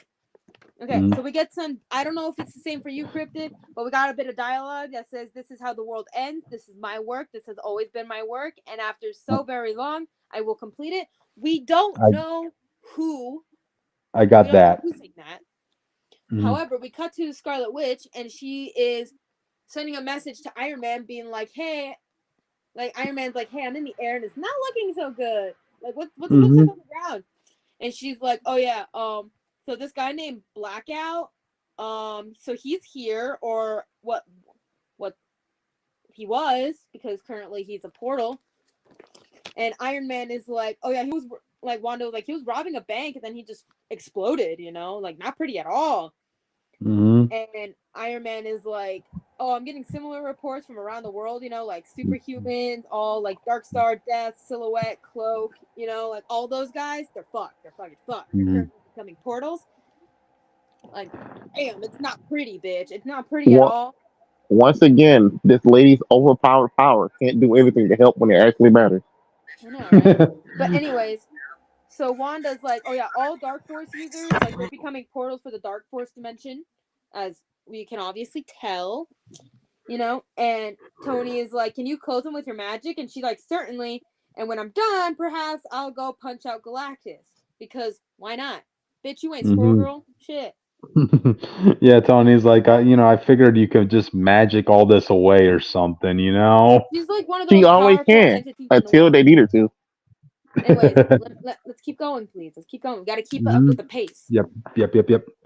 Anyways, so Wanda's like, this is an entire dimension's energy forcing its way on our own from like multiple things. Perhaps you can close them with your robot clothing or whatever. And Tony's like, "Sorry, I was really hoping we could just magic this away, because with all the dark force in the atmosphere, we lost the fucking sun." Yeah, Jake. That's fun. Anyways, so we are on the ground with Tigra and this one other guy. Who the fuck is this other guy? Hold on, sorry, I don't know his name. He's Hunter's the new Moon. Hunter's Moon. the new So, Moon Knight. Oh yeah, Moon. that's terrible. So Tigra is like, "Yo, this is not an isolated incident." Like, and Hunter's Moon is like, "I don't understand what's happening to the Shroud. Like, is this happening to others?" And Tigra's on her phone being like, "Oh yeah, it's happening like all across the world, man." And she's like, "What the hell?" And Hunter's Moon is like, "Darkening the skies, hiding the sun, hiding the moon." He's like, "This isn't a mishap. This isn't an accident. This is a full-on attack." And you just see a whole shit ton of vampires. And I think it's time for me to send the first 2 pictures that I took on my phone to you guys. For it. So just to let the audience know, there are very few actual scans of this specific book on Twitter.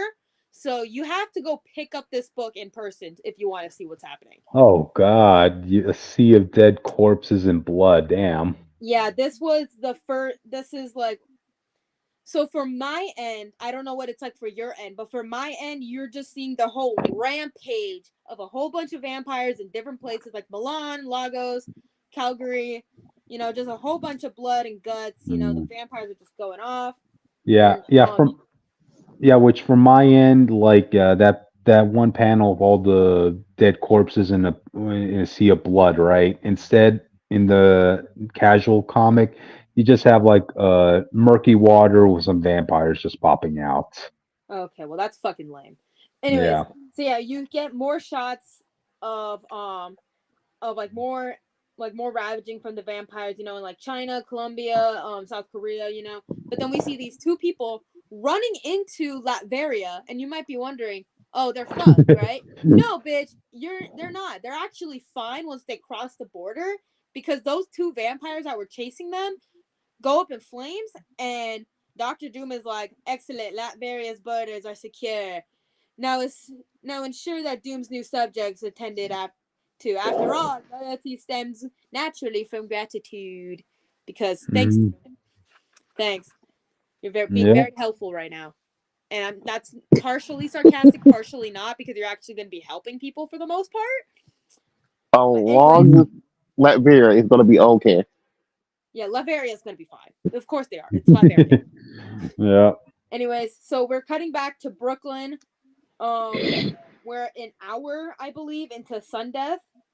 And we see like Miles fighting vampires with like this cool light sword and his electric powers, I hate how that's a go-to for Miles now. Every time I'm It seeing could be him. worse. It could be fucking worse. Think about it. At least it's He's not a one of the Super only Saiyan few panel. heroes that can actually help out with this because you know his Mhm. lightning, light. And, You get the idea.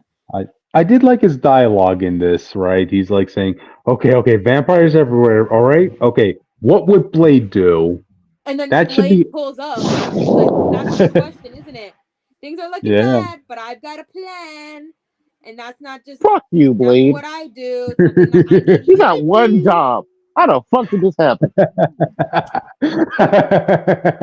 True that, true that. Oh damn, yours is lame. I know, right?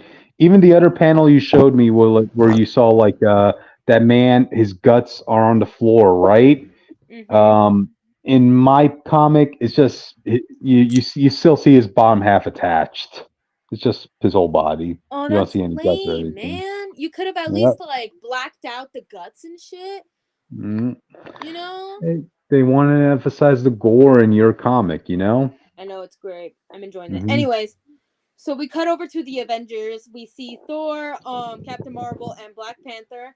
Like Thor is like, "Yo, where did all these Yeah. vampires come from? What the Yeah. hell did I miss?" And Captain Marvel is like, "Damn it! Yeah. Like Yeah. you're Yeah. you're the canny one. Like, give me a name. Who's doing this?" And Black Mhm. Panther's like, "I don't know, man. I'm just here. I'm just Yeah. vibe. I'm just trying to fight these vampires just like you guys are. Shit." Yeah, it's almost like Jed McKay is writing an Avengers book right now, right? I mean, Like, kind of he is because yeah, he literally is. all the He is. Avengers are on the cover plus a couple others. His Avengers, yep. Anyways, so we cut over to Vision fighting some zombies too because you know laser beams equals light, you know, and Yep. he's like, I access whatever information sources I can. Dracula is currently unaccounted for. I truly believe that Dracula is going to be helping them because he is getting a Yep. one shot. Yeah, I So guess that would I guess that'd be the go-to in all this. Everybody thinks, okay, Dracula has to be the one leading all these armies, you know? no, Let's but kill him like anyway. I think I saw. No, wait, hold on. So Sam Wilson on the next panel is like, this doesn't feel like Dracula. After all, the work he put into like founding his vampire nation, he posted something like this. That's Oh outside yeah. his trajectory. Oh yeah, I forgot from Jason Aaron's Avengers run or something like that. Yeah, so Dracula probably had nothing to do with this, Hmm. you know. And like Wanda's like, then who? Like, damn it, there's way too many of them, you know. Man, And they've been You're pretty man, bad at this, Blade. What the fuck are you talking about? It's okay, just okay, so many next of them. page. Next page. We see Blade is like, this is Blade. I'm on the run and have information. We need to meet. Lock on to my coordinates and teleport. Like he's driving a teleport this truck. rig up to the impossible city. Meet me there. Blade out. Yeah. So Yeah. basically, Tony calls all the Avengers to their space station because of course they did. And I'm going to send the next picture so that you guys know what these guys look like. And so they all get there, and they're all pissed off, and they all want answers. And guess what? This truck pulls up, and you think it's Blade pulling up. And he's like, "Yo, Blade, what the hell's going on?" And then Carol's getting like everyone's getting these like massive like telepathic headaches. And I'm sending you a picture. Yeah. I just sent the picture, and we see this vampire council, which they look fucking cool as shit. Hmm. You know, they're fucking cool looking as shit. Like, damn. Yeah. That's the You exact know, same page I have. Yeah. I know, but I'm sending that to the others because you know Yeah. Yeah. they deserve to know what they look like. What are they called? The Blood Coven, I think. Yeah, whatever their Bro, name we is, just got they him. look cool as shit. Not gonna lie, these are cool We looking just, vampires. we just got a vampire capital. Like, nah, these people feel like we think they're doing. What? Jason Aaron Vigils, he just introduced the Vampire Council, and they already been replaced. Oh, okay. Well, Yeah, well, regardless. Jason Aaron, like he's done that plenty to other writers in the past. Let him have a taste of his own medicine. You know. Okay. So the big guy, the one that looks kind of like a marble statue, his name is Bloodstorm 1. He Hmm. basically sends everyone to go fight specific Avengers, you know? Yeah, And guess yeah. what? The really short one, whose name is Smoke Eater, they turn into like this giant, like this like multi-armed, multi-legged being, and they're going off. Also, that one guy, what the fuck's his name? I think his name is You know, Cruel. What the fuck's his name? The guy while- the really creepy looking guy, the one that doesn't have Yeah. the one that kind of looks yeah, not like Yeah. the others. got they're- gotcha. Before we continue on, Austin, you remember how, like I mentioned, Jed McKay formed another group of villains in the Avengers, right? That some of them had powers similar to what you will find in One Piece. I would Yeah. like to think this, like, what's his name, Dust Eater, what we That's- talking about? Smoke Eater. Oh yeah, that's his name, Smoke Eater. Yeah. Yeah, Do you he want me to basically send? Do had. you want me to send a picture of all this council? Because I have them. Maybe they Go for never did. It's in the picture you sent. It says their name is right there at the top of the page. Yep. McGill, Send Austin. things. Smoke I Eater. McGill. of this comic for y'all. Austin. Smoke Eater basically has Nico Robinson's power. He has multiple limbs growing, popping Okay. up. Yeah. Guess Jed McKay is a One Piece fan. Maybe, Audience. but can we get back to it, please? Like, Go we for gotta it, go keep up for with this. Like I said, Yeah. we have to compare and contrast, and I'm not, and I don't want to keep this. Gotcha. Anyway, ahead. so they're going after the Avengers, you know, like Loki kind of beating their asses, you know. Mm-hmm. Hold on. My foot's numb. So that one guy that looked like he had all the barbed wires around him, he's able to entangle Tony Stark with it. That one other guy, the one that looks polygraphic, like looks like a polygon, Yeah. they're able to stab a whole bunch of people. And the Smoke Eater able to take down Carol for a time being. Mm-hmm. And forgetting all their name. Bloodstorm 1 is able to fight Sam, but throws him away, like throws him out of the way. And also like Thor's pissed, Wanda's pissed, and that one guy, why is his name not here? I think his name's Cruel. I think his name's Cruel or whatever the fuck his name is. He's like to Wanda, he's like, it's really something, your chaos magic's nothing like I've ever tasted. Anyway, yeah, they're all the Avengers are getting their asses handed to them. Yeah, because for Tony's like, go fuck ahead. my life, I'm going to die. And so Thor, he's been stabbed in multiple places by that one guy, and he's like, you may cut me, monster, but you cannot turn me, and you cannot kill me. And the guy's like, kill you? What a waste. Sending that picture now. He's like, Okay. I want to keep you. And thing in the head. Look at the fucking picture I sent. Look at the fucking picture. Yep. Yeah, I got that exact picture in my comic. Just with less blood, I'm assuming. No, looks about the same. Okay. So, yeah, their leader, the lovely leader, Bloodstorm 1, he's like, the master will be pleased, a good first outing, my lovely blood coven. And T'Challa, he's like, T'Challa and Sam, they're like pissed the fuck off right now, Even that barbed wire guy, apparently his whole thing is he likes spreading pain, and after finding out that the whole living city is alive, he's like, oh, I can make a city feel pain. Yay. How interesting. Damn. So T'Challa goes to fight that guy, like to fight some of this coven, and he's like city emergency evac, like get everyone out of there, and send Sam away. And he's like, what the hell? Like, no. And I don't know if it's the same for you guys, but yeah. Let's see. T'Challa's done for now. Yeah, it's a different page from my end. Yeah, for some reason. Let me see. Let me send. Give me time. Yeah, mine's a little bit different. Gotcha. Yeah. For some reason, these the blood coming, they're able to pierce all the Avengers. They're able to pierce through vibranium. They're able to pierce through Iron Man's armor, Thor's skin. They're able to get through like their psychic barriers that they might have. That's what I wanted to ask.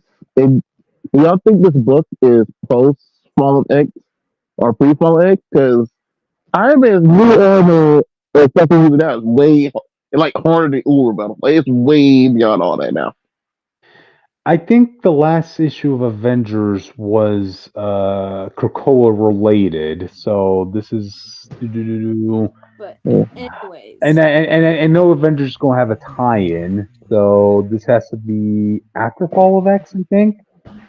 I don't know. However, Yeah. so this blood coven, the only Avengers that they still have on with them is T'Challa, who is kind of dead, Thor, Hmm. who's kind of dead, and Wanda, who was fine for the most part. Yeah. But I'm sending you another picture of the next page because that's also really Gotcha. bloody and gory. Oh, okay. While you do that, which I just want to like emphasize this one I just scene. You know, the reason why like T'Challa had to send Sam away is he's giving this whole speech is like saying they cannot have the symbol. They need we need Captain America to inspire hope to bring the world a symbol that they need. Okay, that's great and all, T'Challa, but I didn't get that. but to me, like you do realize you have two Captain Americas right now, right, T'Challa? Also, I didn't get that. I didn't get that bit of dialogue. Yeah. Oh, sorry. No, something along the lines. What T'Challa is really saying is, can't let them have the symbol because the world will need a symbol. Captain Yeah, America. I did not get that any bit of that dialogue. Hmm. You know, Gotcha. because all I got out of that whole bit of the whole scene with them was T'Challa's telling Cap to go, sending them out with portals, and he's sending out Cap, you know, Hmm. and Sam's like, "What the fuck?" And why do I always forget his name? Bloodstorm. Because I always keep thinking his name's Bloodhunter. His name's Bloodstorm. So Yeah, he's yeah. like, "No, I won't let you take my prize." And Sam's like, "Wait, don't." And Tony is taking Carol away while she's trying to get Thor, you know, because currently he's kind of fucked at the moment. Yeah, And yeah. Tony's like, we'll come back for him, but we have to retreat. And even Wanda's telling them to run and return with bloody-handed revenge because, you know, it's Wanda. Of course she'll be, Hmm. you know, fucking revenge. Like, get your blood boiling, but enough where you could kill the vampires, not to get your blood drinking by the vampires. And so Bloodstorm, he's like, defiant, the master won't like this, but you'll be more amenable after. First, however, a punishment, and the Avengers are sent away. And he says to Charles, and I quote, "Let them have the symbol because the world will need a symbol." You didn't have to do that whole spiel to Cryptid. Hey, I just want to add real drama to that scene, you You did know? not have to add real drama to it. I just sent a picture of the next page. Gotcha. But continue Because on, which. we're back in New York City, because this might be different for Cryptid, Mhm. where we get some narration bubbles being like, this is how the world ends. This is my work. This has always been my work. And after so very long, so that's just that one page, and you see a whole bunch of death, fire, dead people, guts. Get the idea. Oh, you see people's corpses hanging on sticks at the UN. Like, damn. Yeah. I don't know if you Mhm. got that, but I definitely got that. I didn't get And that one. so Yeah. it's literally that narration bubble is the same from the beginning when you saw the earth being compelled in darkness. Yeah. And so we cut over to the Sanctum Sanctorum with Doctor Yay. Strange and Clea. And Yeah. and she's like, "Steven, my love, like, we need to be out there, you know? Like, they need to be fighting, you know?" Hmm. And he's like, "I know, Clea, but first we must assemble something like this formula." And then He's finding a spell that could kill all vampires in the world. finish. I'm Oh, sorry, almost sorry. done. Okay, okay, Let okay. me Go ahead. finish. You can butt in Hmm. when I need you to butt in. For right now, let me Okay, finish. okay, okay. Anyways, so we see someone come up, and they're like, "A spell to kill every vampire on Earth. Good trick, Doc." And we see Blade, Hmm. allegedly, and he's like, "But you need the Darkhold for that, don't you?" And last I heard, Wanda Maximoff, the Scarlet Witch, had eaten the Darkhold. You're Hello, Strange. Hello, Clea.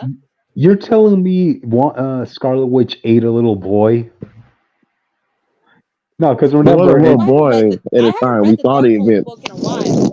Yeah, because remember Right. the Darkhold, the Here's Darkhold the built break him as a little boy. on. That's all that happened. It does not matter. Okay, continue on. Anyways, so Blade, so after Blade like says hi or whatever, like quote unquote hi. So Strange is like, it's good to see you, old friend, especially like what's happening right now. What's happening? And Blade's like, a vampire uprising, but you kind of knew that, like we've all tangled with vampires before, but this one's definitely different because they definitely like organize into like a collective, as you can obviously tell. Gotcha. And one big push to break humanity, like the blood drinkers are on top, And I guess you have to read a specific issue of Moon Knight, but I ain't doing that. Yeah. Good. And he's like, oh, they call themselves the Structure, a vampire cult that's spreading across the world before Moon Knight killed their leader. I don't know. I don't care who their leader is, but whatever. Does not wait. matter. Let's see. No, go ahead. Sorry. So like Blade's all like, oh yeah, one, using whatever the fuck that's called, like this Atlantean ritual to detonate Dark Force users and turn them into portals to block out the sun, and 2, global uprisings, like we need mass turn like maniacs, like no striking at population centers, critical infrastructure, you get the idea. And 3, taking out the Avengers. Not like anyone else, just the Avengers. Because Yep. God forbid you want to hang out with the West Coast Avengers or the fucking Great Lakes Avengers. I don't know. I gotta wait for that to happen. Imagine if the Great Lakes Avengers survive all of this. That'll be fucking funny. That's a bit of humor that I would like to see in this. I mean, Mr. Immortal will be fine regardless. So Strange is like, oh shit, like hoary host? Like what the fuck is that? And Cleo's like, no, foolishness, the Avengers? Speak sense, man. And Blade's like, a kill squad, ultra vampires, feed on blood, empowered by divergent philosophies of feeding on pain or ghosts, magic, the blood coven. They are Okay. That is an interesting twist in this because, to have vampires that feast they don't feast on normal human blood; they feast on superpowered blood. Anyways, okay. So keep notice on Blade's eyes. Just keep notice on that for me, please. Yeah. Hold on. Okay, I have the. So he's like, or was, I guess.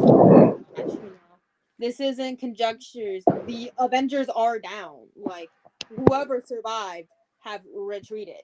Mm-hmm. And Strange, like, then it's more important than ever that we assemble the formula with what grimoires we do have. And Blade's like, you do that, kill every vampire on Earth. Some of them are on your side, aren't they? And Strange, with this very spooky face, which I guess, he's like, I'm a doctor. If I must cut away a limb to save a patient, I will do it. I will accept my own damnation to save my patient, my world. So keep an eye on Blade. Keep an eye on Blade's eyes.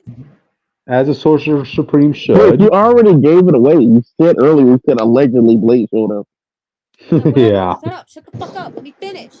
Okay. Shut the fuck up. I'm almost done. We got a couple more pages left. Like 2. Anyways, so Blade's like, impressive. I already knew that Wanda would never cast a spell to exterminate entire people. It's not in her. Bitch, she literally did it to the mutants. See, that's why you said she won't do it again. That's the point. Because she technically did that. She technically did it. Yeah, that's why they know she won't do it again. Exactly. And Strange is like, okay, you've mentioned a new leader for this quote-unquote structure. Like, who is this mastermind? Is it Dracula? And he's like, nah, nothing like that. And he keeps asking all these questions, being like, oh, do you know who put out the sun? Who released the children of the night? Who assembled the monsters who killed the Avengers? Who's the leader of the structure? And let me send you this picture. I got to send you this picture. There you go. And he's like, it's me, and kills the Strange. And before you ask, yes, I do know how he dies in the other one, but I need to send you this. Okay. Damn, I sent it either way. It's fine. But yeah. Damn. You see his blood and guns and everything. Yeah, which one do you like better? Which death do you prefer? Yours, which... And the last 2 pages are just like the May checklist, and the designs for the Blood Coven, and that's all I have on mine. So like I said, I do have this specific book in my subscription.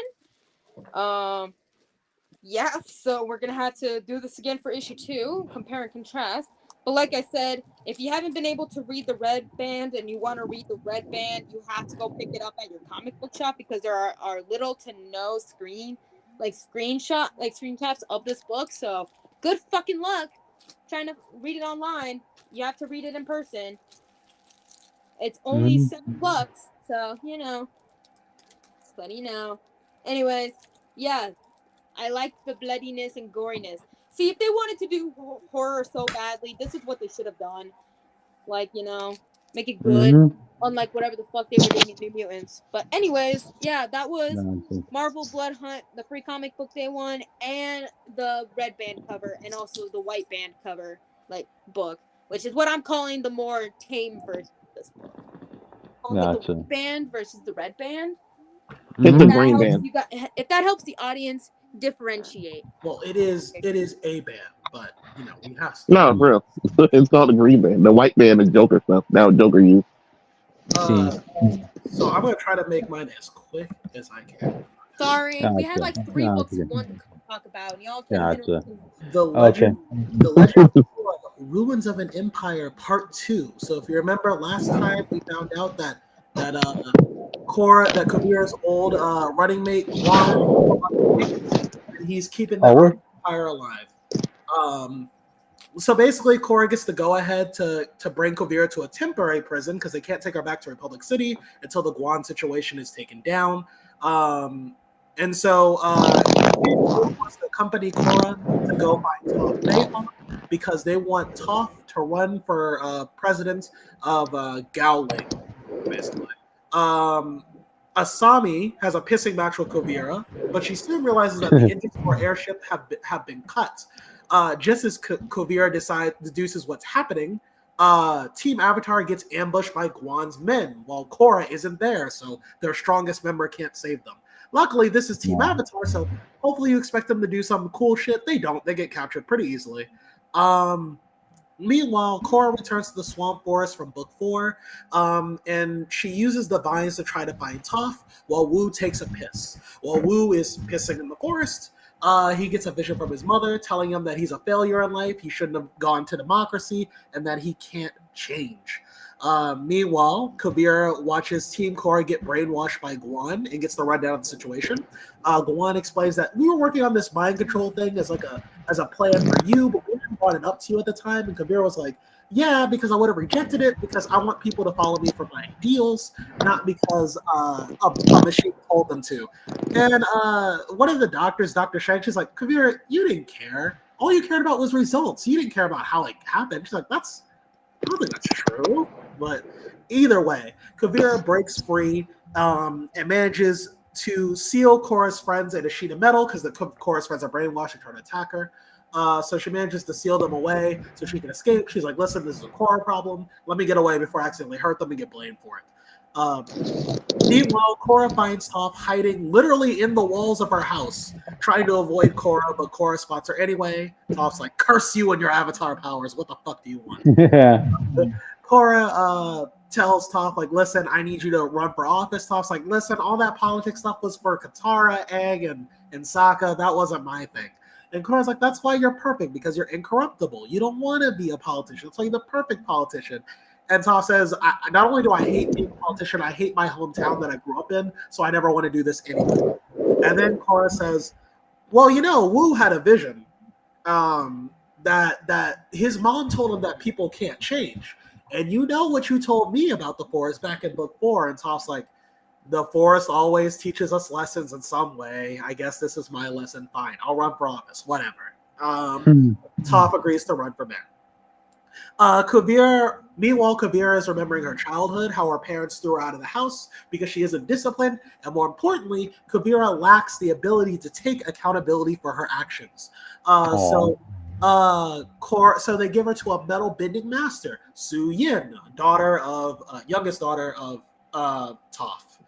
Kuivera remembers Sue promising her that she will always be there for her. So Kuivera in the present day calls Sue to tell her, like, listen, I need your help. It's gone bad here. Meanwhile, Korra's a bit confused as she and Toph and Wu go back to Gao Ling, and everyone's up supporting Guan now.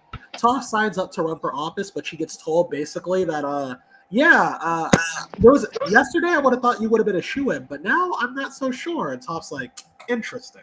They get interrupted by Kuivera, and Kuivera basically explains them the situation again.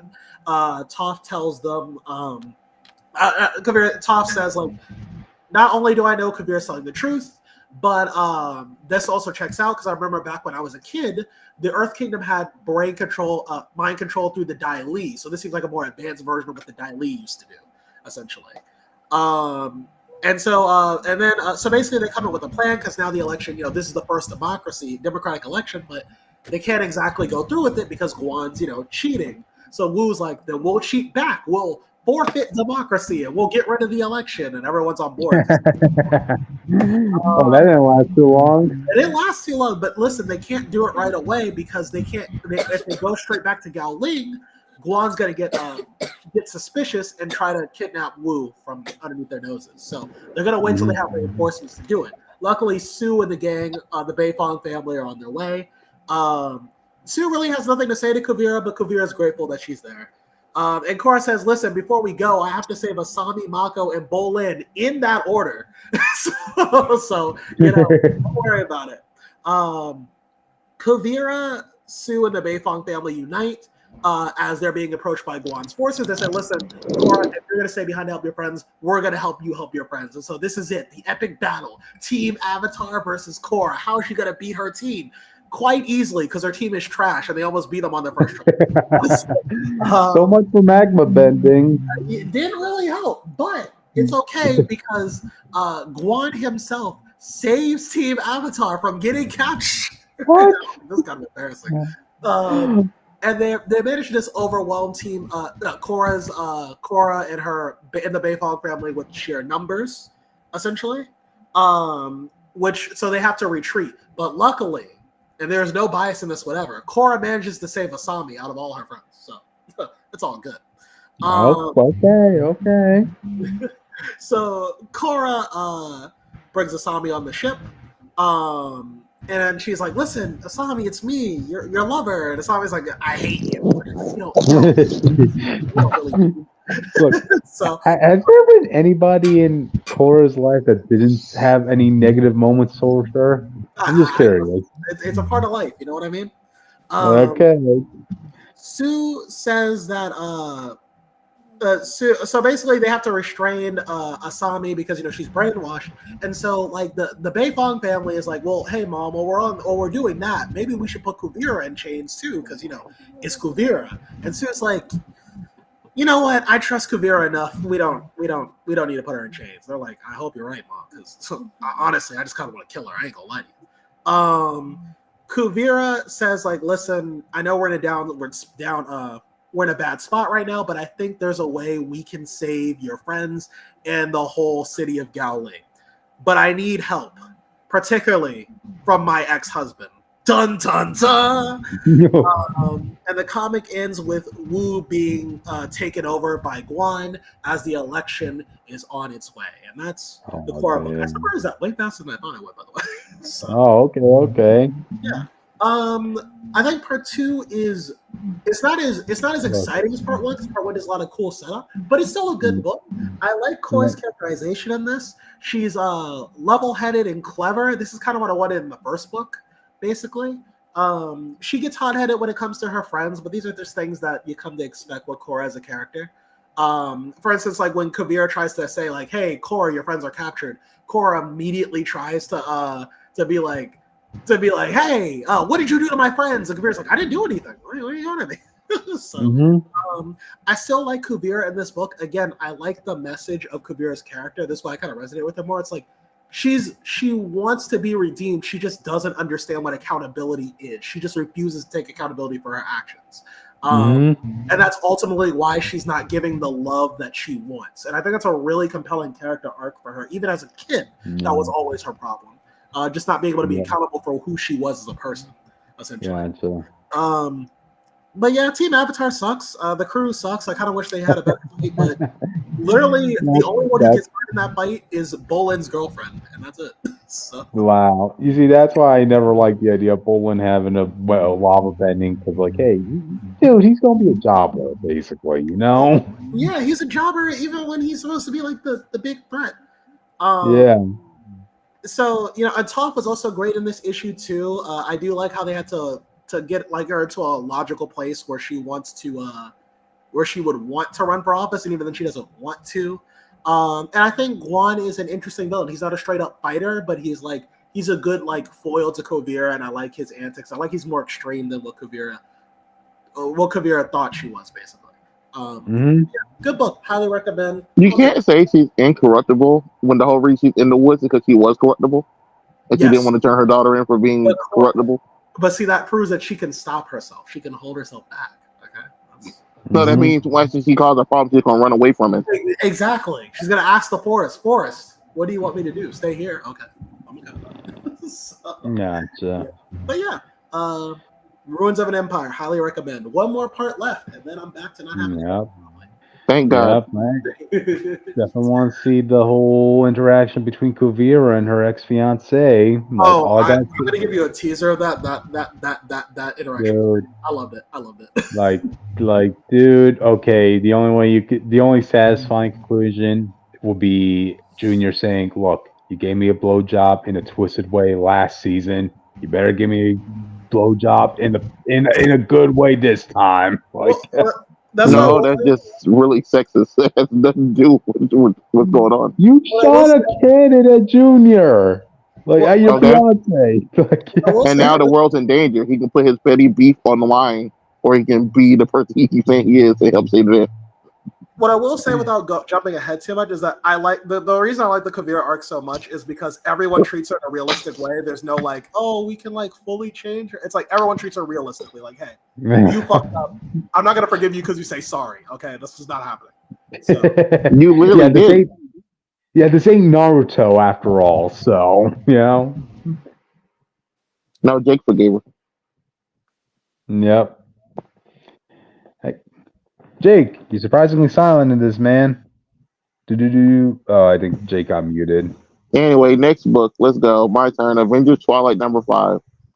You want to hold that off for next week, or you want to talk about Deadpool and Wolverine just to save time? I'd rather talk about this than Deadpool and Wolverine. I only said it because you kept asking me that to have a book. I ain't rather go. Okay. All right then. You lead this one, man. I will, because I actually really enjoyed it. You start off with James, which is the son of Tony Stark, talking to Red Skull. He still calls him Kyle. He's still stuck in that mindset that this is Jarvis' brother. He's like, bro, my name is Johan. What are you just stop calling that? And then you notice that he's bleeding at the bottom of his suit while he's talking to him. Red Skull talks to Ultron. Yeah, bro, I was going to betray you, by the way. Also, this shit never mattered. Goodbye. And he blows up Ultron's processor on this other stuff. Ultron might be gone. We don't know. But he flies off, declaring that if I remember correctly, machines serve man, Ultron, and men, they serve the Red Skull. It's a good little line. That's as much of a Nazi as you could ever get. Yeah. The Avengers are flying. They're just talking. And I really want to talk about Hawkeye's outfit here. I really like it. I think it's the best Hawkeye fit I've seen in a long time. I think it's better than Clint's original outfit. Yeah. And Clint or Kate more so like this in Monday, it'll be fine. Yeah. And the tattoos on her arms add a nice little touch to it. So, you know? Yeah. I think it's the best mix of a modern Hawkeye outfit you can get. That they should probably move forward with on Monday. But Thor and the Avengers are flying to try to save the president. But the White House already under attack by Red Skull's guards. The president was too dumb. It's kind of like the opposite when Cap took over S.H.I.E.L.D. and became like the main guy. It's kind of like a different way of doing that. Where the president kind of signed over too much power to Red Skull without even realizing it. And that's too late to stop anything. Yep. They did mention in the previous issue that the Red Skull is nothing but a figurehead mascot after all. Yep. My favorite part is that he the Red Skull pulls up, killing people and stuff. He's like, "Who are you?" And he's like, "Bro, it's look at his face. What do you mean who is this?" And then he undoes his mask. He's like, "Oh my God, Jarvis!" And you see that for some reason, this new mask what pierces Red Skull's eyes and goes into his brain. Yeah, oh, that was very gruesome, man. That's But Bloodhunt level gruesome, which, by the way, yeah, but he does mention that he doesn't need this diminishing human body anymore. So I'm assuming the body he was in was failing anyway. So now he's trying to migrate to this life support suits in a way. I'm assuming. Gotcha. But You want Iron Man already. Wait, what's that? You want to see a Nazi go Skynet on us? Is what Red Skull is telling us? But yeah, to be fair, some of these panels with eyes red and turning, he does have this Terminator type skull on his face. Yeah. But obviously, Tony Stark comes in. He feels a little bit too late. The president's already dead. Iron Man, him start fighting through buildings, and they're basically just talking about James because they're supposed to be Iron Man's son, but Red Skull raised them, and they're talking about how brainwashed everyone is. Yeah. From James and his whole army being brainwashed by Red Skull in a different way to the regular people being brainwashed at home. Yeah. But you get a pretty entertaining fight. The Avengers are on the back step. They're doing their best, throwing them, putting in work. Iron Man's fighting Red Skull, and the sun pulls up because it's always gonna happen. Yep. Thor does a ground pound on somebody. I couldn't see who it was, but they're trying to stop. I believe at this point they're trying to stop the missiles and stuff from launching. Cap putting in work. Everyone just fighting. Red Skull think he got everyone, pegged, so he pulls up on every base that the defenders have, but they're not there because Cap and them are intelligent. Oh yeah. Of course, you want to leave your people at the base in your biggest hole with this, or you'll move. But everyone's safe. Rosa tells Cap, when all this is over, we can talk about our relationship. Make sure you don't die. Aww. And again, he goes full Superman for a minute. He starts just throwing people off him. Power of love. Iron Man trying to catch the missile, but now James is here. They start fighting, and now you getting. Apparently, James blames Iron Man for him being an orphan and that the mom being dead. It's like, that wasn't my fault. But this is from a hurt kid point of view, so you accept it. Kids kids how they see stuff is way different, and you hold on to that hate from your child. It's still gonna be childish, It's not a good outlook, but I understand.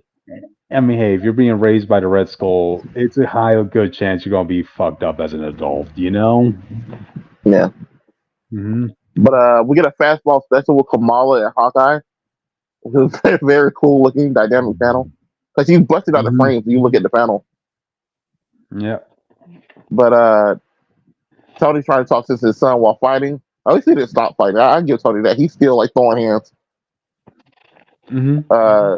As he's fighting though, he gets pierced, but it's really he had to let that happen so he can finish hacking all the robots and send them back. Yep. But keep in mind, go ahead. I was going to say, keep in mind, Iron Man's still ahead in this. Yeah, the piercing the body is fine. Yep. But Thor and Cap are fighting Red Skull, but Red Skull's new special Ultron Iron Man suit is just too much to handle energy-wise. Yep. So he's able to block Thor's powers, his hammer, and he backhands Cap, and they both get back up instantly. I thought it was a great panel. There's a scene with James and Tony a fight. I thought he was about to Batman this man, like the Bane scene. Yeah, I saw. I know which one you're talking about. Yep. And then he threw him through the Washington Monument. And to the ground, he loses his mind. We could have done this with minerals. Only a little casualties, but you made it a bigger deal than this. It's like it's the Hydra false security thing. We're like, oh, you just let us take control. Then a lot of people don't have to die. Well, if you fight us, more people die. Just let us win. Just let us win. It's like that's dumb. What are you talking about? That's terrible. Terrible. Just let us win at that point. Dude, the look that James was giving, like, when he opened up his mask, that was thumbnail worthy, man. His like Yeah, eyes wide open as much as his jaw. Like, damn, dude. yeah. He looks like a whole different character if you didn't know what he was. Yeah. But he basically beats Tony into the ground. But obviously he didn't. He crushed the helmet a little bit, but he didn't like destroy it fully. Mm-hmm. But it feels like Tony just trying to let him get everything out of his system in a way. Tony can't really come back on the words he's saying. And he's too focused on the nuke they're sending.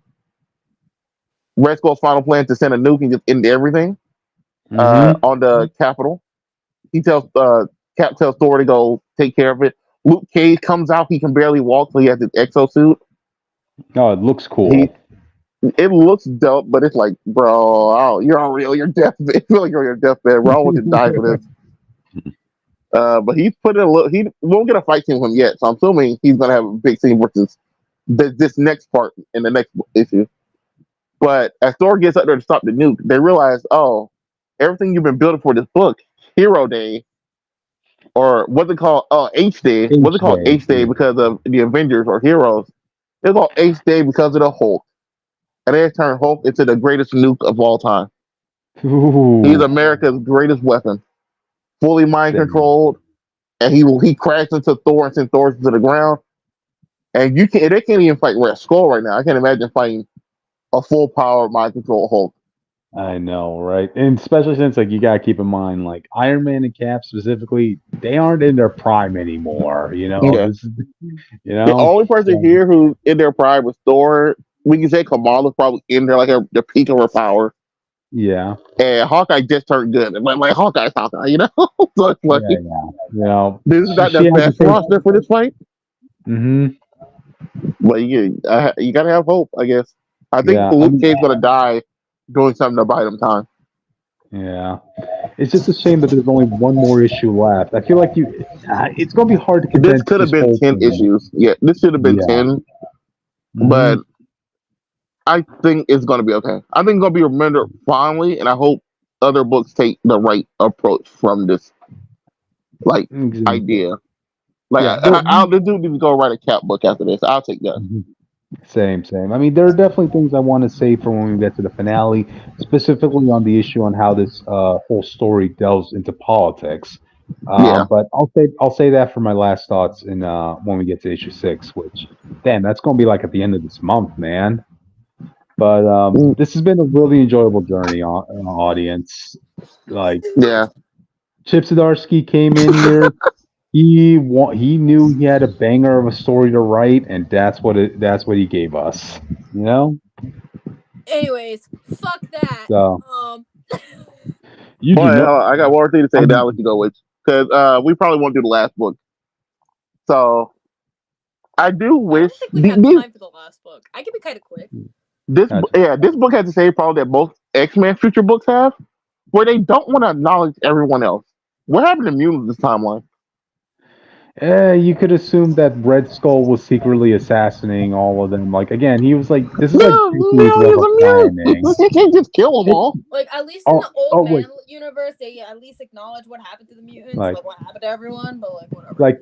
Like keep this in mind. This is Red Skull. He knows how to, wipe out. He would try to wipe out a whole group of people if he could, Yeah, but Captain was still alive. It hasn't been that many decades though. You go by how far Tony and Cap aged. We don't know why Cap aged as much as he did. He really shouldn't if Tony's still, like 70 something looking.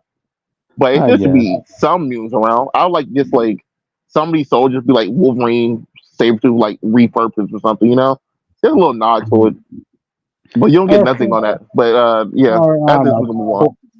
Putting something in the water like Old Man Logan did, where he wiped out the mutants that way. Something. Yeah, you have to put a statement. It feels weird. We're still getting future stories from either side where they just don't acknowledge that nothing else is just outside their faction. Yeah, I mean, it is Avengers after all. That's the title of this book, and you want to keep it to the core characters. No, I was like, you say you could have Wolverine here and just say like the mutants got wiped out. I would just say it. Yeah, and the drinking water. Like they got wiped out, like they always. We nuked Krakoa. There you go. Boom. Next story. Sure, let's go with that. Anyways, can we move on, please? because we don't have a lot of time. Okay. Sure thing. Anyways, we're talking about the second to last book in Weapon X-Men, issue 3. When I first saw the cover, I thought we were going to Zombieland. That was a fucking lie. Thanks. However, on good news, we do get Jane's backstory. Fucking finally, am I right? Okay. Go ahead. So, what is it? Some people on Twitter are calling her the bougie Wolverine because she came from a semi-rich family, you know. So did Logan. Yeah, she got an education in the 1800s, guys. Not a lot of women say they can get an education. All right. So she's like, oh yeah, well basically I was being taught all the things that lady of society should know, like, and all this other stuff. Being like, oh, get basic education, find a husband, marry the guy or whatever, and have babies. It's basically all she was taught. She was like, fuck that. I don't want to get married, But she also learned like poetry, dancing, like history, self-defense, finance, which, that's pretty cool. But like, keep in mind, her mother is like, oh yeah, but even mother said I must take an appropriate husband. She advised an old and sickly one. And I'm like, you know what? Get that fucking bag, bitch. Get that bag. Anyways, so she's like, but I don't want to marry, Like I said to my homie Dog over here, because that was the nickname that he had. I don't even remember his fucking name. Doesn't it matter? It doesn't matter what his actual name is. We're calling him Dog. Mm-hmm. So guess what? Apparently he couldn't take that as an appropriate answer because God forbid a woman wants to do fucking anything. This is why women choose the fucking bear. Because guess what happens? Dog and his father, who looks a lot like Logan, all the Logans, they barge into her home, she says, Jane says, like, they didn't intend to harm me. Their goal was to merely to sully my reputation such that no respectable man would have me. I'd be free to marry Dog, making his father rich. So that's lovely, I guess. No, And she's like, she was like, I made it quite fucking clear that I did not want to fucking marry you, and the fact that you're down to fucking do all this shit is fucking wild. And so basically, Jane's father comes into the room that her and her mother were in, and Thomas, that's the name of Dog's father, by the way. He kills her. Kills the father and the mother, so she became an orphan. And Thomas is trying to like take her away by her hair. And guess what? Her claws come out. So fuck yeah. And she goes on a fucking rager. She's like, I killed Thomas, scared Dog who fled into the night. And she was like, by the time that all the servants survived, like my claws had retreated into my hands. And as my mother had taught me, I took hold of myself, So she covered up her tracks that it wasn't actually her claws. She used a letter opener, covered it in Thomas's blood, and basically used that. Yeah. So, yeah. So she had to cover her tracks somehow. And don't worry, she inherited all of her family's fortune because, like I said, she became an orphan when this fuck ass decided to come in, and she said, and I quote, I had the freedom I paid for, and all it cost me was everyone I ever loved. So that's I have a question. Huh? I have a question. Yes. Is there any mention of her version of Sabretooth? I really want to know. No. They did not mention Uncle Sabretooth, but they do mention a different character that I think might be a bit more interesting to you, but we'll get to that later. Okay. Anyway, so the old man is like, oh yeah, I lost my memory of killing Thomas and the claws, and they keep mentioning this Rose person, but like, whatever, that's not as important. I remember Rose. He's like, oh, it was kind of like a mental manifestation of my healing factor. And AOA, who is Age of Apocalypse. I'm using nicknames to help everyone understand. Yeah. So if you guys were curious, so I'm gonna call Jane because she's the only one with a different name. Zombie is Zombie. Old Man is Old Man Logan. AOA is Age of Apocalypse. Earth X is Earth X, Logan. You could probably figure that out. It's pretty simple to understand. Is he still fat here? Huh? Yeah, he's still fat. Is he still fat? Okay. But there's also a I'm about to pick this book he's up just, later. like, sitting there, cross-legged and everything. And that panel is so funny to me because I posted that on Twitter and I was like, me and who? And people were like, who's you and who's me? And I'm like, that's a great question. Who fucking knows? Anyway, so AOA is like being filthy rich, a life of adventure. Like, sounds like she got the better deal. And the old man like beats cage fighting and working in the quarry all hollow. And she's like, you old asses, you have no idea what I went through to get what I have. Or what I've had to do to keep it, because, you know, like, God forbid a single woman without any male figure in her life wants to keep her fucking money and shit.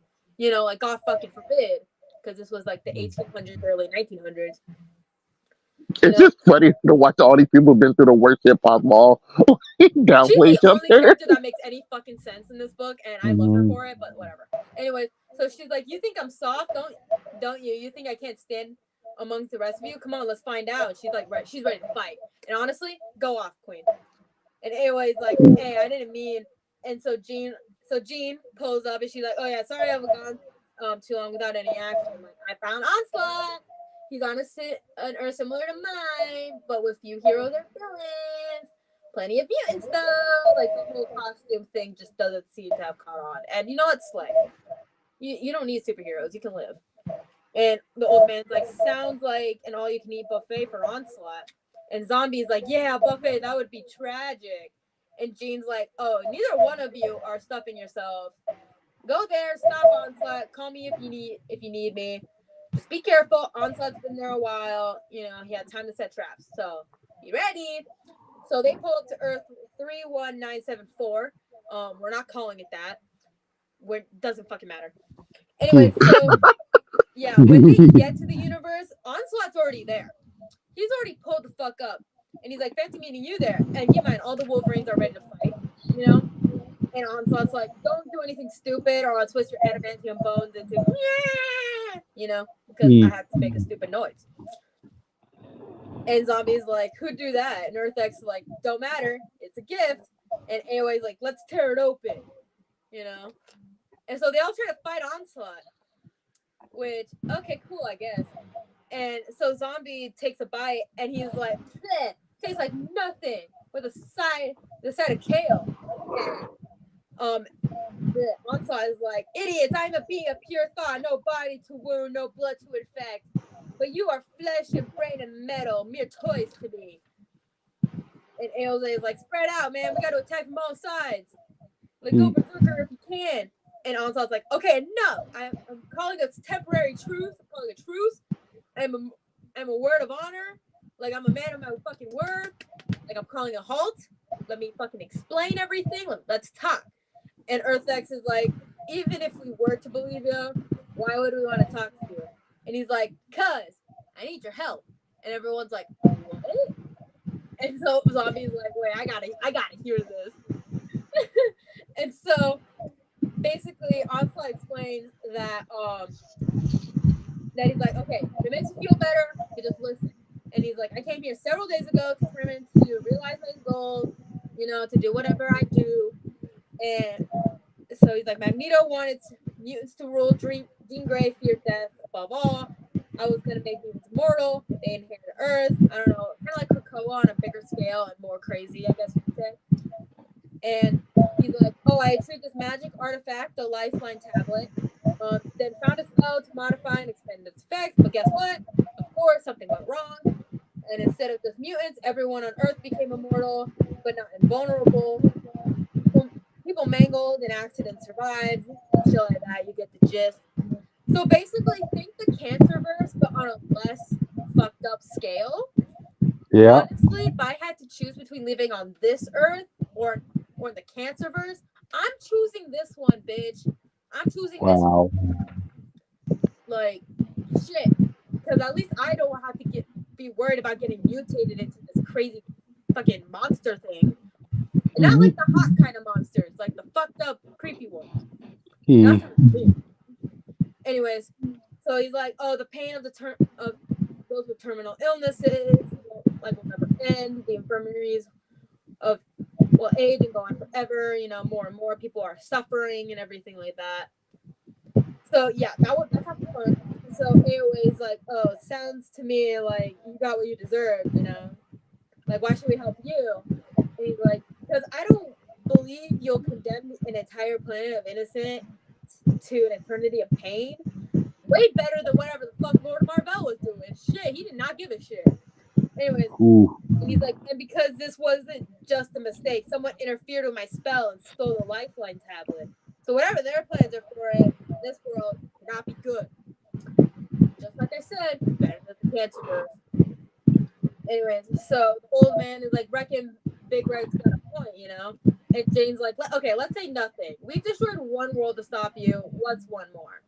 And Onslaught's like, I could just leave this world to this fate. And Jane's like, then why haven't you? My guess is you're in too much pain to focus. You're stuck here. Perhaps the pain will follow you. Regardless, if we help, it's on our fucking terms. And you know what? Go off. Go off. Anyways, so I was like, okay, like, what might those be? Like, I warn you, don't presume too much. You know, like, I don't mind killing you. And you will be pawns of this world. And she's like, okay, you never again enter harm, nor otherwise interfere with any of our home dimensions, Phoenix is included. Which, you know, seems kind of reasonable. Seems pretty reasonable if you really think about it. And he's like, fine, if you hold up your end of the bargain, here's a fragment of the lifeline stone, because of course he has that. Maybe your enhanced senses can track it. Hurry now, my patience is not without limits, which go off. And so they go to Boston. Why not? And they're all kind of in disguises. The best that you can with a zombie. I don't know. They're going to pull this shit in Briar too, so just wait for that. And so the old man's like, pretty fancy area for a thief, you know? Like, damn, this is where the scent is? And the zombie is like, okay, we are not just going to talk about the brass ones on game. Like, come on, kid. Like, would you really have let this whole planet suffer? And she's like, if I had to, like, you can't bluff a telepath. Onslaught would have kept looking for a solution. I wasn't about to let us be the ones to provide it without more better terms, you know? And she's picking up a familiar set, and she sees the sign that says Bloodstone Manor. She's like, Bloodstone? Ulysses Bloodstone? See, that's where I was getting at earlier. So sorry, no Sabretooth to our fucking knowledge, but we did get Ulysses Bloodstone now. She fucked Ulysses Bloodstone, gross. Yeah, she did. She met him while they were fighting the Wendigo, and yeah, they fucked. I don't know how many times, but I'm at least once. You know. So yeah, he also has this red gem embedded into him. Don't worry about it. She's dead ass says I crossed paths with him like a time or two. You know, like it started when we were fighting this guy, when he nearly had the stone torn from his body. I nursed him back to health, and we dealt with the beast together.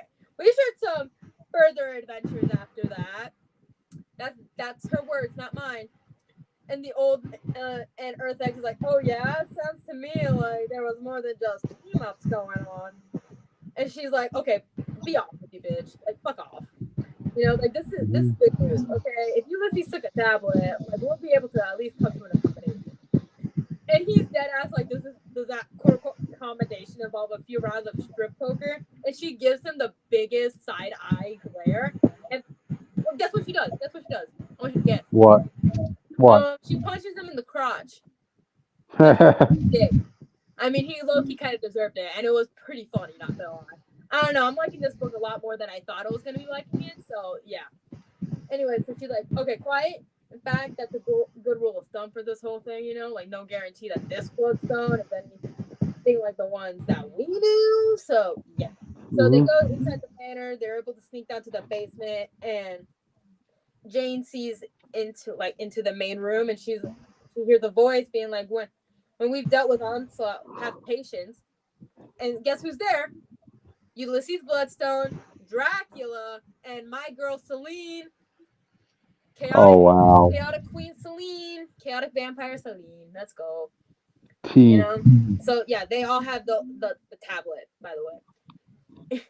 and she's like, okay, yeah, he's right. We're all immortal. If there's one thing we need to be, it's rushed. Like, we don't need to be rushed. It's fine. Don't worry about it. I'll come up into play later. And Dracula's like, okay, I move at my own whim, Celine, okay? Like, do not, like, this does not go hungry, okay? Out of fear of a mad alien. Like, fuck off. You know? And she's like, wasn't the whole point of seizing that life, like, wasn't that the whole point of seizing this lifeline tablet? Like, these motherfuckers can't die. We're gonna be fed for a hot fucking minute. They'll be fine. Ooh. And Ulysses, who, his speech bubbles are black with white text, if that helps with anything. So, as you can obviously tell, he's being possessed. You know? And he's like, I understand. It took me a millennium to seize control of the cave dweller's body, you know? Like, damn. And guess what? All the Wolverines pull up. And they're like, what's good? Like, that's our entrance line. Let's fucking go. You know? And they're all fighting. And Dracula's confused because he's like, did Black Talon send you? Like, of course. If no one dies, he lacks undead servants. And he's like, what the hell? Like, I ain't working for no one. Well, technically, he works for the Phoenix, but don't worry about it. Yeah. And so Earth X and Jane are fighting Ulysses. Earth X ain't doing so hot. He just got kicked in the stomach hard. So he's fine. Don't worry. Why'd you bring this fat guy here, bro? Hey, it was either him or 1610. And if I had to choose, I'm picking Earth X, okay? Like, at least Earth X is not a fucking creep who watches his maybe children have sex with each other. Okay? So shut up. I'm choosing Earth X. Got it. And so Ulysses, who is currently being possessed, is like fascinating. An entire clan of creatures like that Canadian Wolverine man Bloodstone killed in 1912. So yeah, Wolverine's dead in this universe. And his skeleton is in a nice glass box, by the way. And James like, you're not Ulysses Bloodstone. You're the demon that lives in his gem. And the demon's like, Elder God, please, I despise demons. So yeah, it's an Elder God, not like Elder God. So it's not like a demon, but you know, depending on the person, it's the same thing, I guess. And he's like, as you are, I believe I'll slay you with your bones of your ancestors. Bitch, they were alive at around the same time. She's fine. And so he's able to temporarily trap AOA and the old man in like the ground, you know. And she's like, such life force with these two. Like, I think I found the answer to our hunger problem. You know, while Jane and quote unquote Ulysses are fighting, she stabs him in the neck and headbutts him, and basically gets the other deity out of him. And Ulysses, she stabbed him with the dead body of Wolverine, the skeleton. Yeah. It's fucking genius, guys. It's genius. Such a bloody fanatic. It's not that bloody, but it's cool. Yeah. Anyway, so Ulysses is like, thank you. Like, the deity has retreated back into the zone. This is all my fault. I've grown weak and careless with time. But at last, I feel hope that together we can find a way to end him for good. And she's like, I already know one, love. I'm sorry. And so basically, she destroys the stone and he dies. Yay. And she goes to retrieve the tablet while Selena's like, And guess what? Zombie pulls up and he's like, hey, lady, you eat life force? Me too. Munch. They destroys the tablet. Celine goes into like this like gross looking hag, I guess you could say. And she's like, clever. You never knew I'd require nearly all my life force, stored all my life force to fight off one obscene infection. And Zombie's like, yeah, 3-dimensional chess. That's me. And she's like, you won this day, but Celine shall have her revenge. And then Dracula fucks off, and he's like, as shall the Lord of the Vampires. And Zombie's like, wait, how about biting me now? Wouldn't it be badass if I was a vampire and a zombie? Love him for that. Fucking love him for that. And so Onslaught pulls up, and he's like, thanks guys. Everything's back to normal now. I can fuck up this universe, I guess, if I wanted to. And my full power's restored. And AOA is like, okay, well, if you're planning to go back to your world, on your word. Like, I think twice. Jane's here, the best.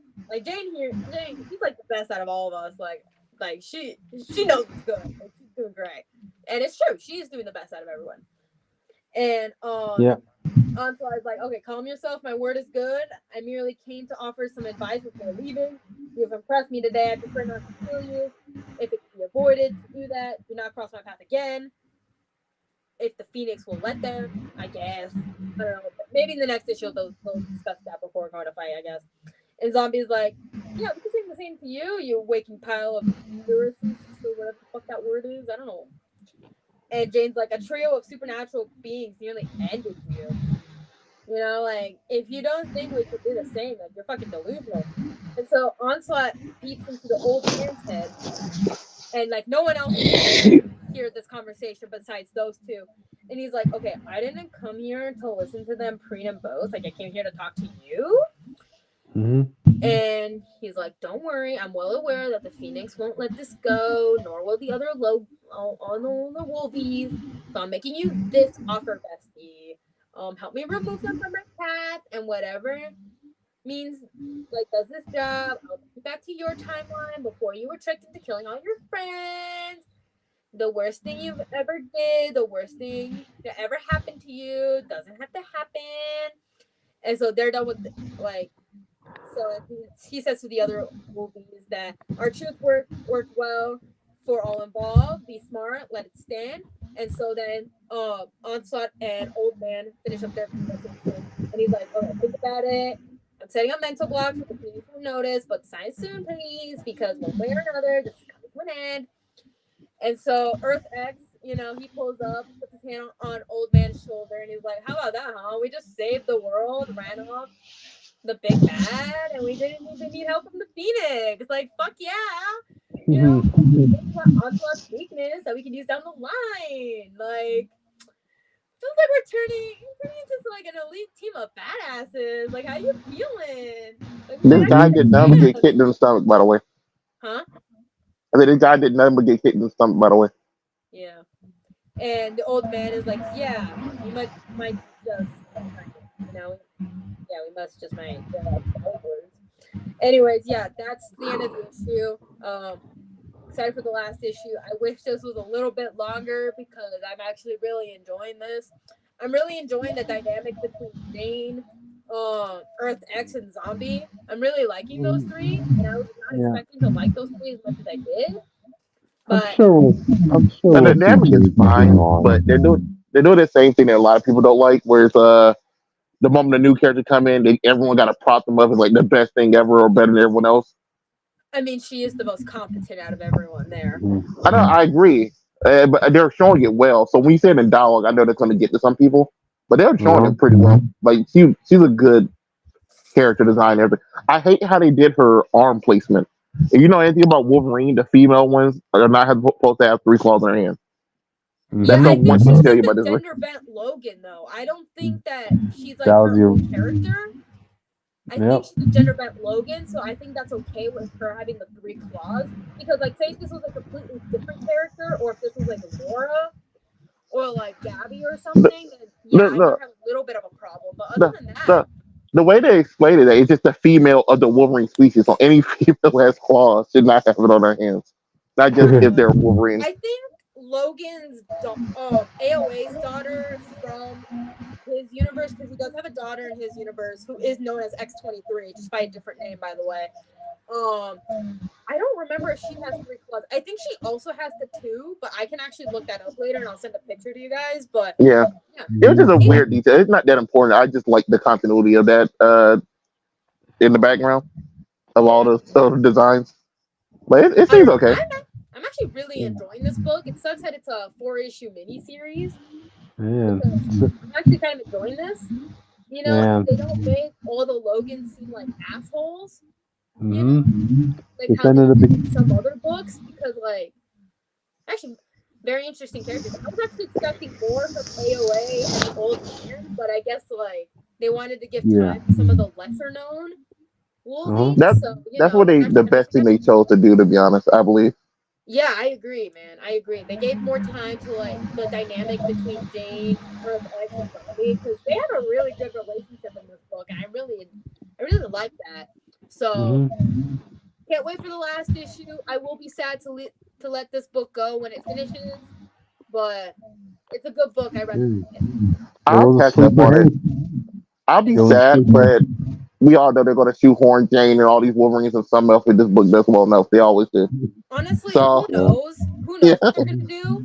So we'll see what happens. But if we do see Jane in any future Wolverine crossover books, I'll actually be kind of happy about it. Give us Jade versus X-23. I would love to see what it's like. Oh my god, I would love to see Jane and Laura hang out, man. That'll be cool. Nah, I hate when they do that. I think it would get along. I know. I think it'll be a good book, but I hate when they always, you have 75, y'all related in some other universe. Like, y'all have to be friends in this timeline. Like, nah.